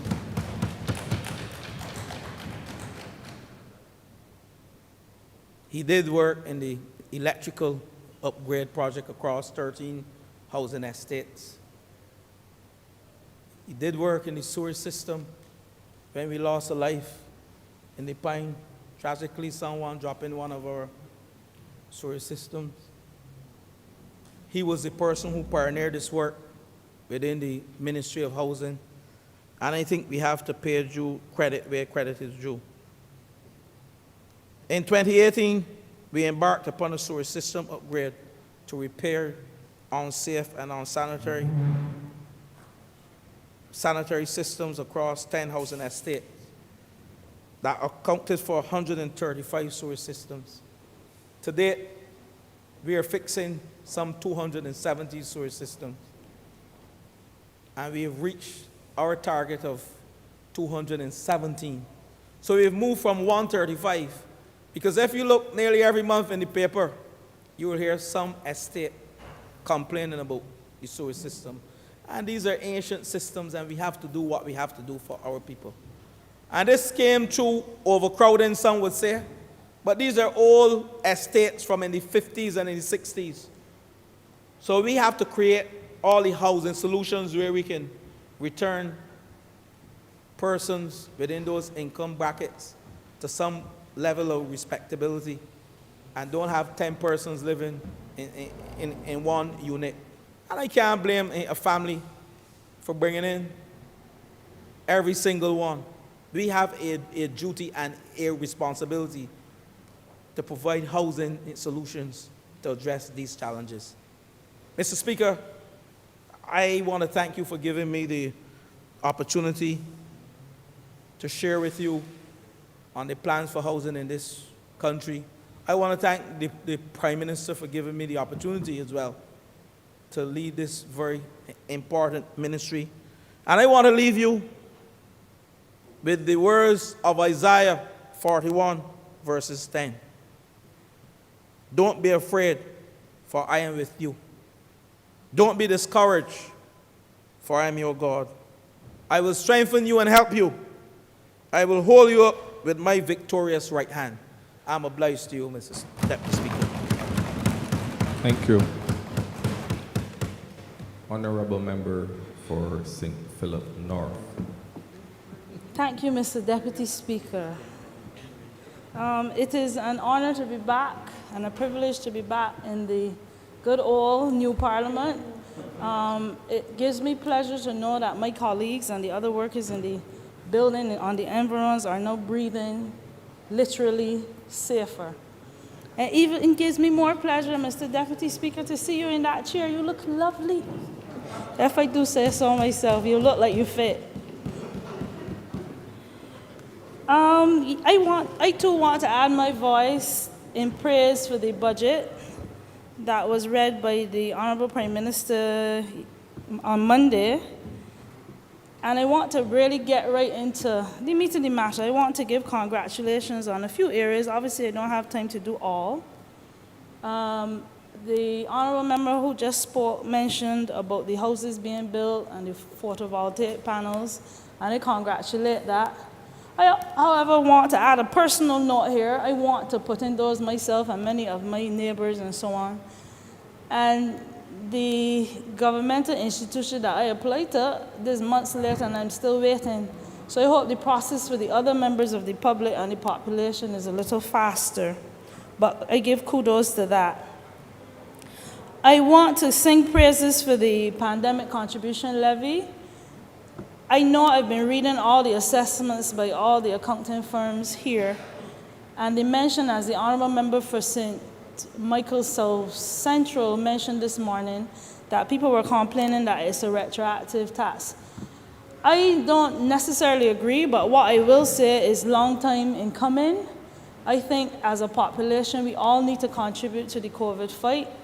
The government has spent, and you heard it from the Prime Minister, millions of dollars with respect to keeping this country alive and afloat and the working force working since the pandemic has begun. And I only think it is right that the institutions mentioned, the banks, and I have no regrets here whatsoever because the public of Barbados has been living in a Barbados where you put in money into the banks, they use our money in our savings, and you get back. Some months I see a whole cent in interest rates. I wonder if I chose to cash in that cent, what they would give me, since cents don't exist anymore. The fees for the banks are astronomical. One of my accounts, $5 every month comes off. What happens to somebody that has a salary? We have a lot of ash workers and so on, of even much less than they get, to take $5 off in an account. And then you reach the ATMs where you cannot withdraw less than, I think $50 is the last one I saw. People don't have this kind of money. So it's about time these institutions contribute to what we have spent, not only for their employees, but for them as well. We have spent dollars on providing PPEs, money on bringing in nurses from overseas to help with the fight. We have spent money to renovate, well, I shouldn't say renovate, to almost build Harrison's Point that looked after Barbadians and is still looking after Barbadians with respect to the COVID pandemic.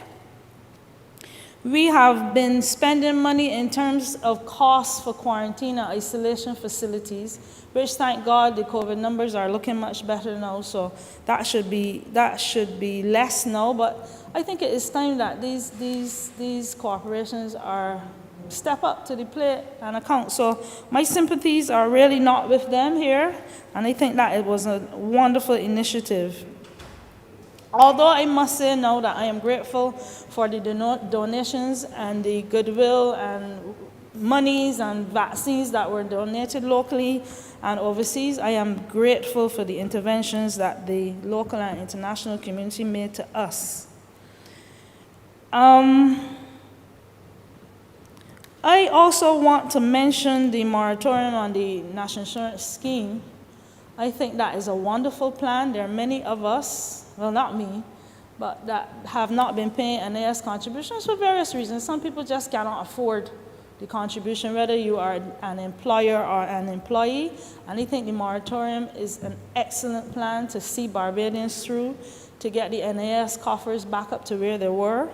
And speaking on moratoriums, I want to mention here, and during the last term, I had reached out to the powers that be, some of them, with respect to the Form 35 in Kaipo. Many of us, some of us in here who have corporations will know about what I'm speaking of. They have a form to be filled out yearly with a fee of $100 per application per year. Mr. Deputy Speaker, we have many small companies here that have been incorporated that don't make a lot of money. If you are late on this $100 fee, and many people have brought this to me, if you are late on this $100 fee, you pay interest rates of $10 per day, as the people say, 7 days a week, including Sundays, capped at $3,000 every year at the end of the year. I will let you simmer on that for a minute. So your fee is $100 with application, with a cap of $3,000 in interest. And this has been going on since 2005. Many people do not know of this. Some do. It gets worse.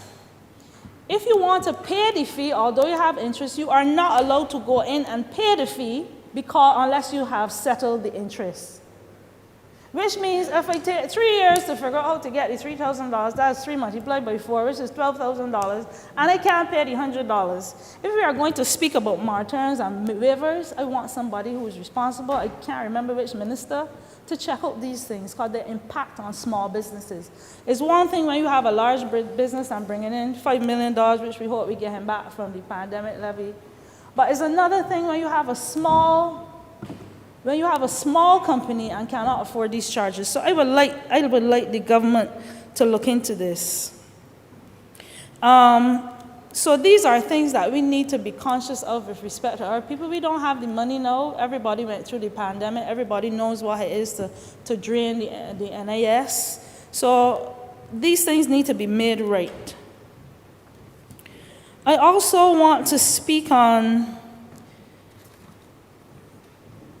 things like, let me get to where I want to be. This is where I feel most comfortable. The things like the cap on freighting charges.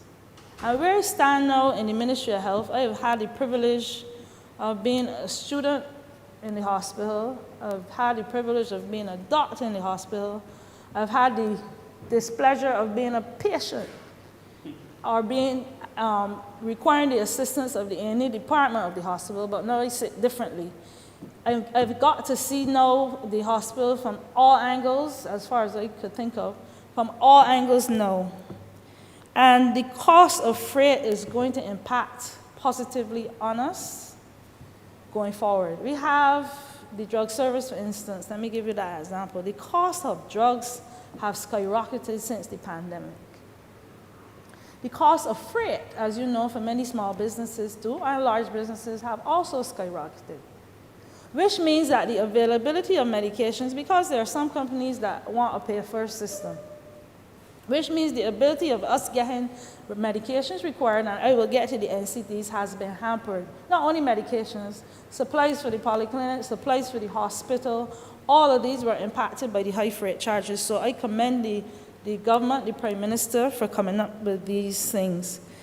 I also want to applaud the initiative or the plans for building a new geriatric hospital. In my view, it should be called the Home for the Aging. I don't believe it should be called a geriatric hospital, and I'll explain why.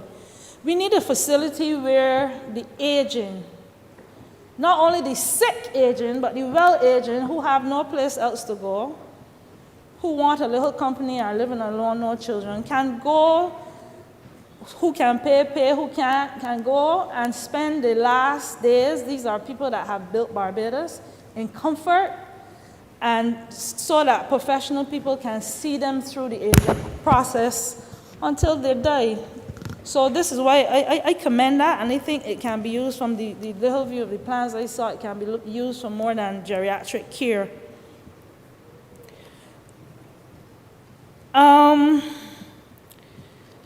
Since the pandemic, we have had to suffer a lot. I'm excited about the increase in the tax, what we call the sugar tax, of 100% from 10 to 20% duties on the sugary drinks, beverages. I think it's a wonderful initiative. We have been trumped by St. Lucia, who came up with it a couple of years ago, but I'm glad we are following suit, and I hope to get even further beyond them. But it's a great initiative. What the hope would be for me, because last time we put it up, the drinks were still sold. People did not understand quite fully the impact of these high sugary beverages on the health. What I would like to see now and to investigate, and I plan to make this one of my missions, is to have conversation with the producers of these drinks to see if they're not only paying because of the taxes, but to see if they can incrementally reduce the amount of sugars in the products they sell. When you look at a drink and it has 28 grams, Mr. Deputy Speaker, if my math is correct, that is 7 teaspoons in a bottle of drink. And we cannot afford, it's wonderful to talk about giving jobs to people, but if we don't have a workforce, I don't know who the job's going to. And this sugar tax will be, I hope, impactful. And that will lead to things like decreases in salt, front package labeling. We need to have that instituted. Yes, there will be pushback. As I said in another forum, there will be pushback from people that benefit from this in terms of the salty chips. This is not a brand name, so you could say salty chips and sugary cereals, as the Honourable member this morning alluded to St. Michael South Central. But with that, and she's right, with that comes education of the populace, education from ground level, from pregnancy, as I said before, up to death. You need to keep the fight going. Can't be like the pandemic where the vaccine started out hot and bothered and then there was a drop off. You cannot afford that with the NCDs and healthcare. But I want to lend my support for that initiative with respect to the sugar tax. I too want to speak about, and this is where I want to get into the meat of the matter with respect to what I am here to do. I want it to be considered with respect to the NCDs again, and you know most of them. The cancer, which nobody seems to remember, is an NCD, diabetes, hypertension, the effects of obesity, asthma, etc., etc., etc. In my short stint, I want to see things like that come to the front burner, given that COVID, and with that I want to congratulate and praise and give due respect to the minister that left the light burning for me, Lieutenant Colonel Bostic. I want to thank him. He did wonderful efforts, not only in the pandemic, but in the Queen Elizabeth Hospital. Much of the public does not know of the efforts and the attainment that he made in the hospital, but they are there, and I will bring them to light at some point going forward. But we need to now refocus our efforts from COVID, not fully from COVID, but from COVID into the healthcare system, there have been around the increase in NCDs and the burden that NCDs place on the Queen Elizabeth Hospital, our only public tertiary care institution. And to give you the background on that, because of the COVID situation, and I don't want to say neglect, but being placed on the back burner, the NCDs had risen. Up to last night, I had a conversation with one of the senior doctors at the hospital. And they were out of bed, is one of the reasons being they're inundated by the complications of non-communicable diseases.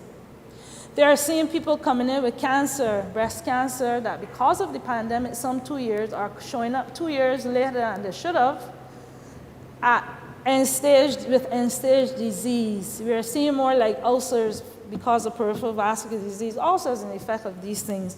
And these are placing a burden on the Queen Elizabeth Hospital.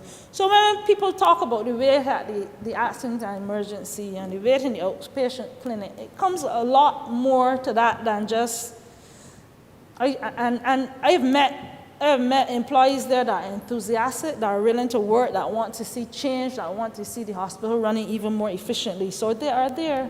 But when we have the added burden of the complications of NCDs impacting on it, it adds to it. So while the general public says, yes, the funding needs to be in the tertiary care education institution, my opinion is, and is matched by many others, is that the funding needs to put in the primary care sector so that this will bring the burden off of the tertiary care sector. The tertiary care sector was not meant to handle the volume of NCDs to which it sees because they are out of hand now. So we talk about the sugar tax, we talk about education, and this is where I want to say to my colleagues through you that this fight in our healthcare system involves every ministry, if not almost every ministry that is represented in this house. It involves education, and everybody knows that. It is obvious. We need to get into the schools. It involves the ministry that in charge of town and country planning, because plans need to be afoot when these fast food restaurants, the proximity to schools, where they are placed. Too late for many now, but yeah, it involves that. It involves the sports arena. By the way, I want to let the minister know I'm still waiting for my hard court some 3.5 years later, but I have faith that it will come. It involves this Ministry of Sports, of course, that is also obvious.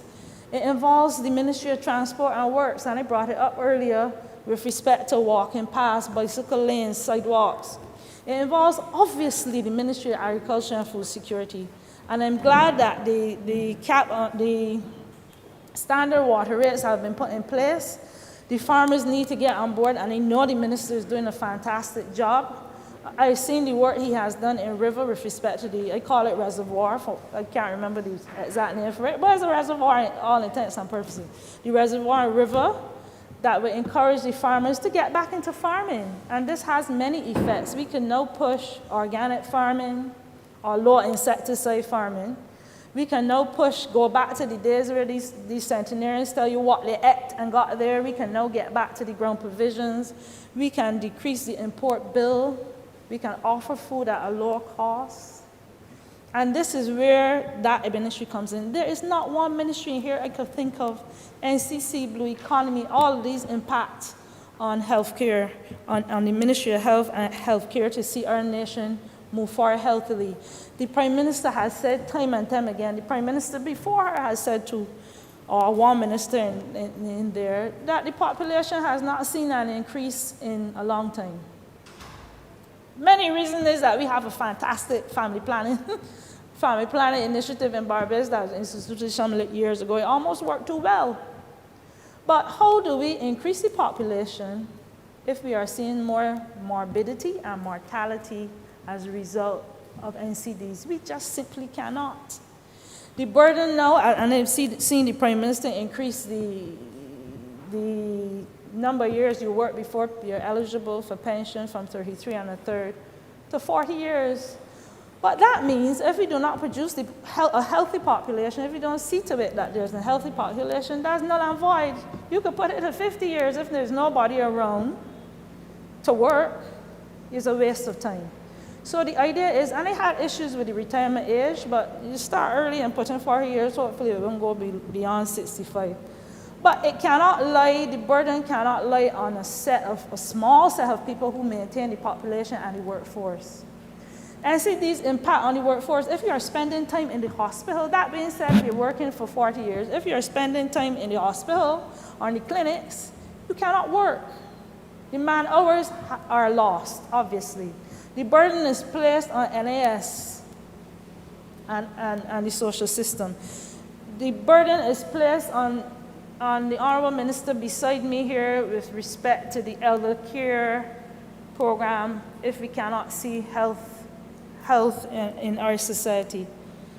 My slogan at work, and I think it was many others, I only realized that after, is the wealth of the family is the health of the family. And that extrapolates to the health of our population, leads to the wealth of our population.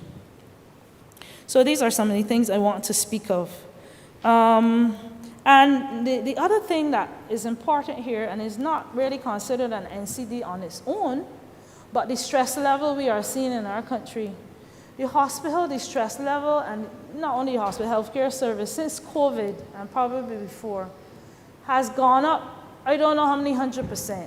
And with stress, most people know that leads to cancer, at least in theory, that leads, this microphone, that leads to cancer, that leads to exacerbations of hypertension, that leads to so many other morbidities that we cannot mention. We need to put things in place, and I'm relying on the ministries of sports and even culture to some extent in terms of having and NCC, you're providing the parts, and I'm grateful to you. The minister made sure that I got one in St. Philip, and there are others. We need some place for people to take a break, even if it means in the middle of a work day for 15 minutes, where you can actually literally de-stress. This is not my idea. This idea has come from another doctor, a medical colleague of mine. But we need to put measures in place on that front.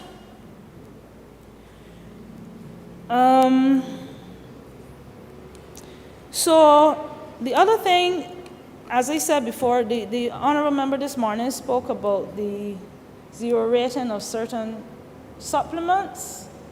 And she's right, there are meal replacement supplements. That being said, they are needed. When diabetics go to dietitians and so on, a lot of the time when you're feeling sick, you don't eat well. So that is needed. I'm happy to see it there. But I want other things to run at its tail, like introducing certain medications and equipment onto the national drug formulary for everybody. They're the new generation anti-diabetic drugs now. Only one of them is on formulary. These have been proven to be very effective in control of diabetes. Things like that we need to look at and relook at to get them onto the drug formulary so that more of our population can benefit from it. Barbados is a society, I guess this is why we don't have much of a heroin problem, and we don't like getting stuck. We don't like needles, we don't like sticking. Things like that, everybody sees it on the media abroad, overseas media. Things like the Freestyle Libre, I shouldn't call it brand, I apologize. Machine wear, you don't need to buy, you don't need to stick yourself 40 times a day. You can just swipe, you can use cell phones and get your blood sugar readings. These are things we need to get on board and started. Yes, it will cost money in the short term, but in the long term, we can only see benefit if we have healthy people in our nation. Honourable member, you have 5 more minutes. Really? That was fast. It's not like me at all. So I not like me at all. I'm usually quick at the point. So basically, you got me at a good time. These are some of the measures I want to congratulate the cabinet and the prime minister for in terms of the budget. I think the onus now is to see things implemented. We need to get the population on board with some of the things, the strategies that we are coming up with. I think overall it's a good budget. I was bracing myself, to be honest, bracing myself hard. But pleasantly surprised I took off a lot of the padding yesterday, Tuesday, and I am safe now. The blows were soft, they were, if any at all, and I am quite pleased with it. My mission now is to see that we go forward into healthier Barbados. The funding is important. We are working on that generally with respect to estimates towards the hospital, and my colleague minister, I'm sure I have to leave something for him to speak on, so he'll brief you on that a little further later on. So that's it for me. Honourable Deputy Speaker, thank you so much for your attention. Thank you. Honourable member for St. Peter.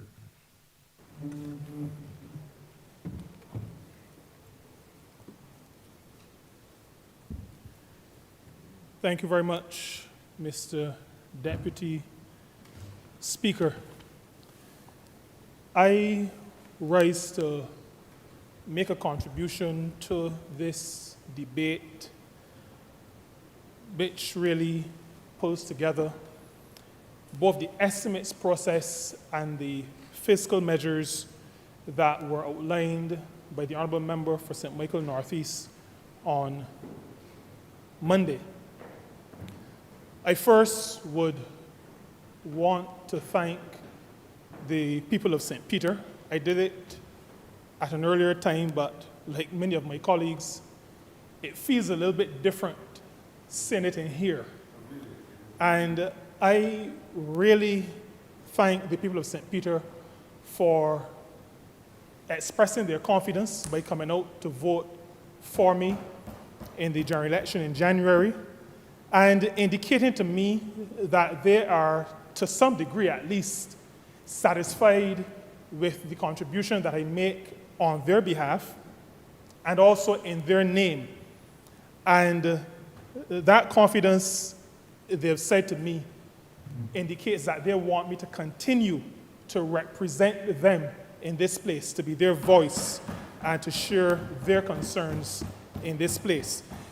I also want to say very early on that this call, and I smile sometimes when I think about it, this call that we've heard over the last 2-3 years for a budget speech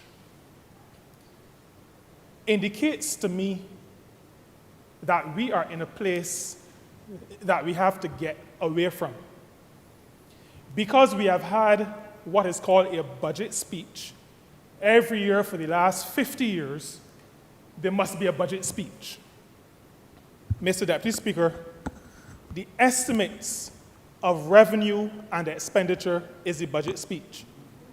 Anytime you look at numbers that tell you what you can earn, what you're going to receive, and what you're going to pay out in expenditure, whether recurrent expenditure or capital expenditure, that, for the record, is called a budget.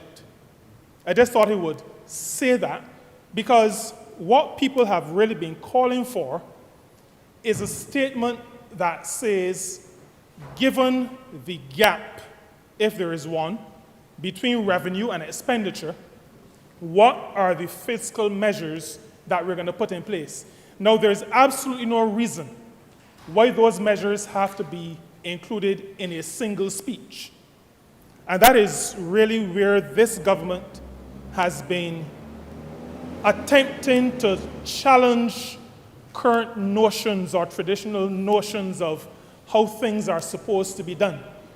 Governing, management is an ongoing process.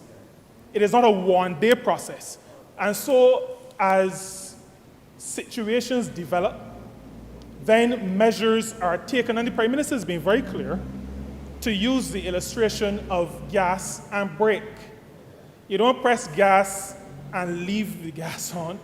You don't press brake and leave. You make the adjustments as we go along. Now, the measures, the fiscal measures presented on Monday, along with the estimates and the process that we went through 3 weeks ago, suggests to me that this government understands what it means not just to lead, but to manage a country, to manage a country for the benefit of the people of the country. And as I listened to the Honourable Member for St. Michael Northeast on Monday, two verbs came to my mind. What I heard as the Honourable Member for St. Michael Northeast, the Minister of Finance and the Prime Minister, as I heard her speak, it was as if I was hearing stabilize and grow, stabilize and grow, stabilize and grow. That, for me, Mr. Deputy Speaker, was the theme of her presentation. Now, I think it is important to set the context. Always important to set the context, because examining anything in a vacuum is really an exercise in not futility, but stupidity. We have to know the context within which we examine any situation. And so when we came to office, because governance is a continuum, we came to office, there was high debt service. We heard lots about it. Over 60 cents, almost 70 cents in every dollar being used to service debt. And I, during the election campaign, indicated to my constituents that something like that meant that every time you work for $100, you were paying out $68 either to, I almost called court's name, but I meant the hire purchase place in town, or the itinerant salesman, but they tell me they don't mind being called coolie men.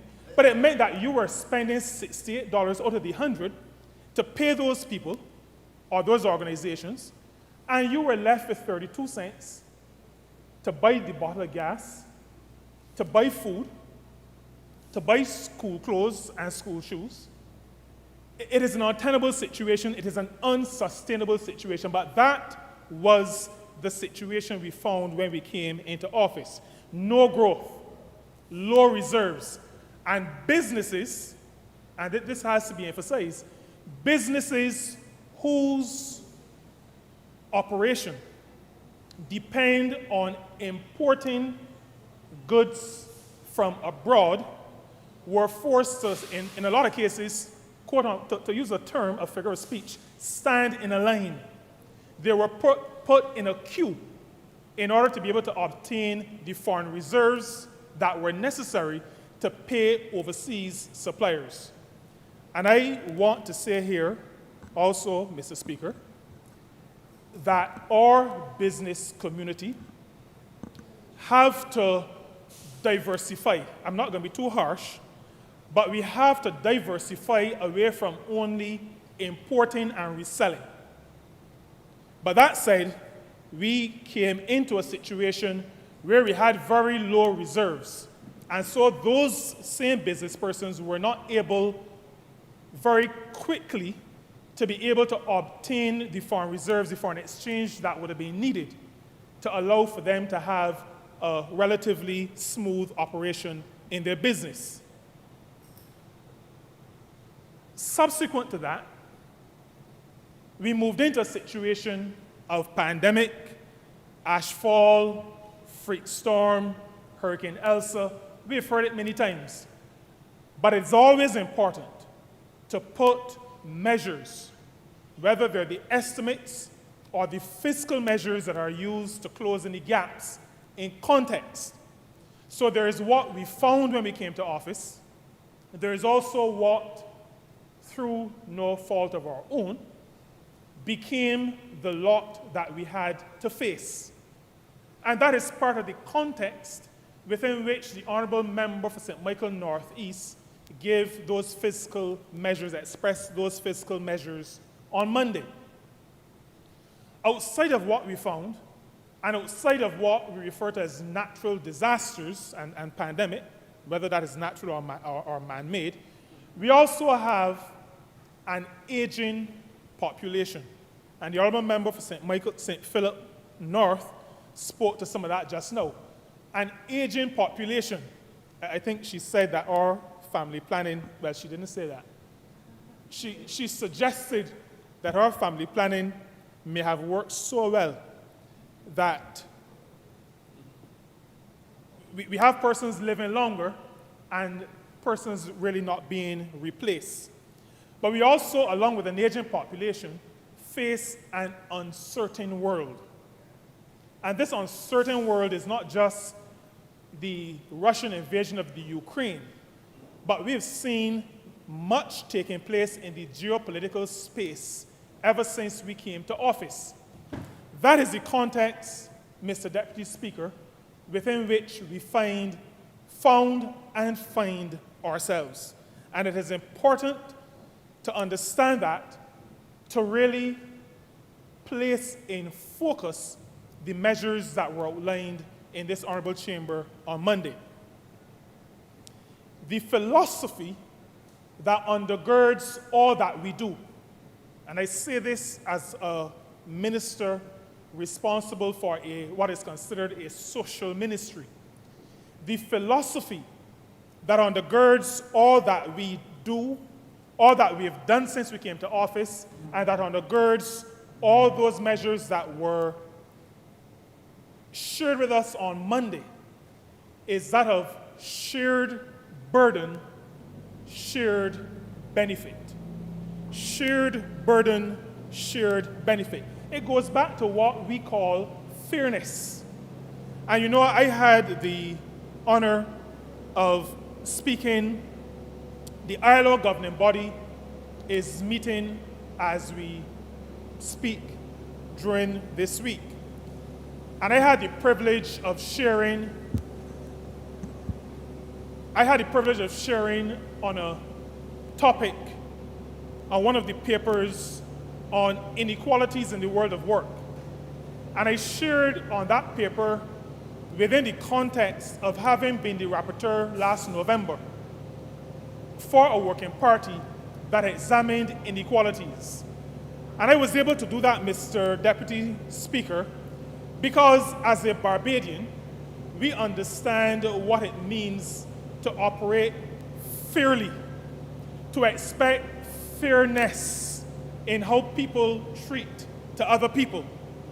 Now, this matter of shared burden and shared benefit is one that seems not to be fully understood, and I hope it is that, and not that it is not being fully embraced by segments of our economic landscape. I hope it is that they're not understanding as opposed to them not embracing.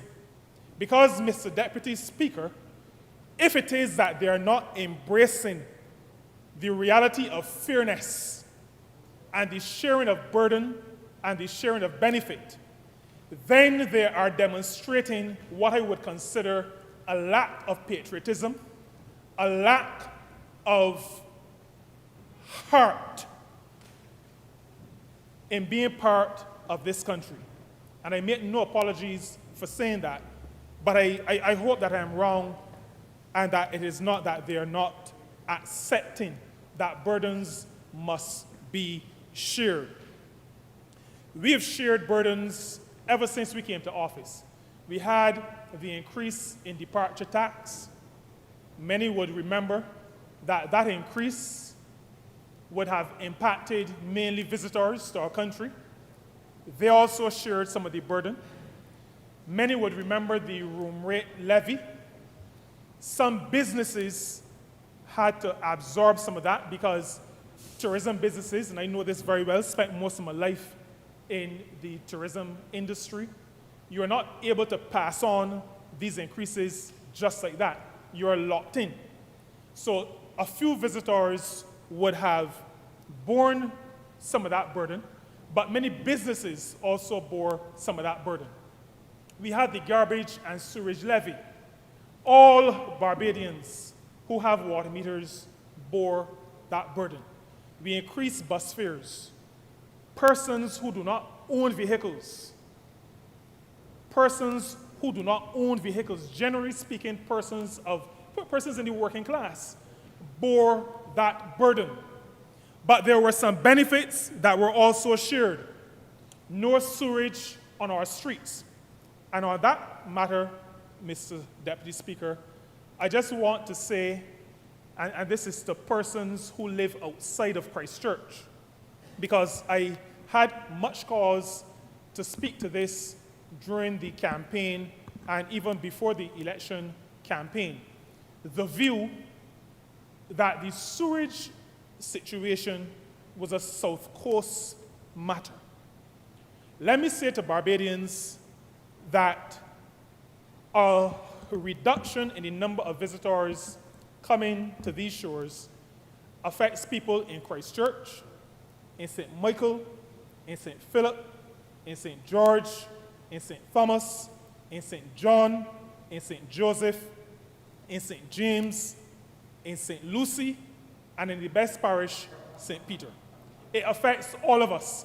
And so addressing that matter is a matter that has to be understood as addressing a national matter. But we were able to take the sewage off the streets. That was a benefit to businesses and to workers. We were able to purchase and deploy garbage trucks. We were able to purchase and deploy buses. We were able to distribute care packages. We were able to increase our welfare assistance. We were able, very importantly, to restore tertiary education free at the point of delivery for the young people of this country. We were also able to put businesses in a position where they did not have to queue up to obtain foreign exchange. We were also, Mr. Deputy Speaker, able to roll out the BEST program, which worked both for tourism businesses as well as tourism workers.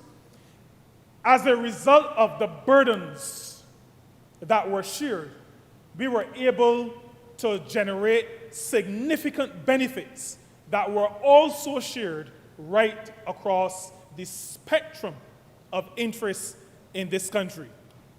We were able to introduce a national minimum wage. We were able to establish overseas job programs, moving from just having one in Canada to having programs in the United States. And as we speak, we have over 100 Barbadians working in hospitality in the United States of America. We were also able to establish an agriculture workers program in the United Kingdom And last year, we had over 100 Barbadians working in that program in the United Kingdom. We were able to build Harrison's Point. So, Mr. Deputy Speaker, what I'm trying to say is that all of us in Barbados have to recognize that we are all stakeholders. And if Barbados is going to move forward, if we're going to stabilize and grow, all of us have to be participant in the process. We are not putting burdens, and I repeat what the Prime Minister has said many times, and many of us have said. The burdens will not, as happened in the previous administration, the previous Democratic Labour Party administration, the burden of any adjustment, the burden of any rebuilding of this country will not fall squarely on the shoulders of the workers of this country. It will not. And so those who keep some noise about whether a tax is retroactive or not, the word coming from this place Monday, yesterday, today, is that the workers of this country will not bear the full burden of any adjustments that we have to make to ensure that Barbados stays afloat. That is our clear and unequivocal stance in this matter. We also have some other benefits. In St. Peter, we were able to see the drainage situation in Speightstown addressed. We were able to see work done upstream of Speightstown, also impacting positively the drainage situation in Speightstown. We were also able to see tanks installed in Boscobel. We see a tank in Mount Stepney, what we call the Mount, and we see a tank in Indian Ground. These were, when we speak about stabilizing and growing, we're not talking about doing one and then doing the other. This Barbados Labour Party government has been able to demonstrate that we can stabilize and do what is necessary to build capacity, to build the country, to build our people at the same time. That is what I call excellent management. And I'm happy to be part of a government that is able to, and I don't use Honourable Member for St. Philip North. I refuse now, particularly that we have a minister responsible for NCDs. I'm not going to use the term walk and chew gum, because I think that goes contrary to where we want to go. But, or sugar-free gum. I understand that there's sugar-free gum. But this government has demonstrated that we are able to stabilize and to put in place those measures that will speak to growth all at the same time. The fiscal measures identified and articulated by the Prime Minister on Monday say to all of us that stabilization is still required. And it is important to reiterate that, because oftentimes good management causes those who are looking on to believe that there are no difficulties in the environment. That happens at the level of the household, because a child is able to open the fridge and see food. They may not realize that the parent may be using either the credit card or trusting from the shop. It happens in businesses. Sometimes you are struggling with the bank, but workers are not aware and believe that all is hunky-dory. Sometimes governments are facing fiscal challenges in relation to revenue. But because people wake up and the garbage is being collected and the bus comes at the time when you need the bus, and you can use Wi-Fi while you're on the bus, there may not be the understanding, and for businesses, when you send your request for foreign exchange to the bank, it comes back in a day or two, you believe that all is well. I think that the Honourable Prime Minister took the time to indicate that while the country is being well managed, there are still challenges that we have to face. And so while we use and operate under the theme of stabilize and grow, stabilization still is important and still must be the focus.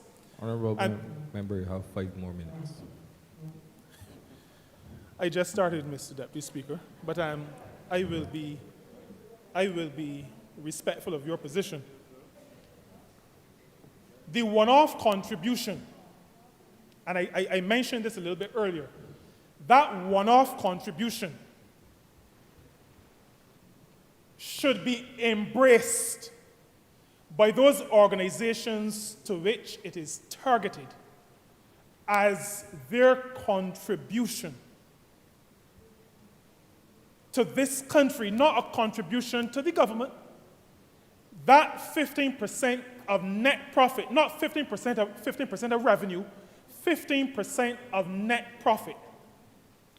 That contribution should be seen as a contribution to this country, the country within which they operate. And Mr. Deputy Speaker, that the targeting is, in my view, very appropriate. There were some people, and still are some people, who say that the supermarkets made a killing. I beg to differ and to disagree. Those items that were being purchased, as I go into the supermarkets, those items that were being purchased during the shutdown period were what we call basics.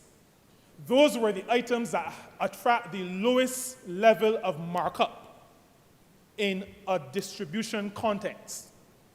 And so, while they may have been busy, it is not the same as organizations operating in the insurance space or the telecoms space.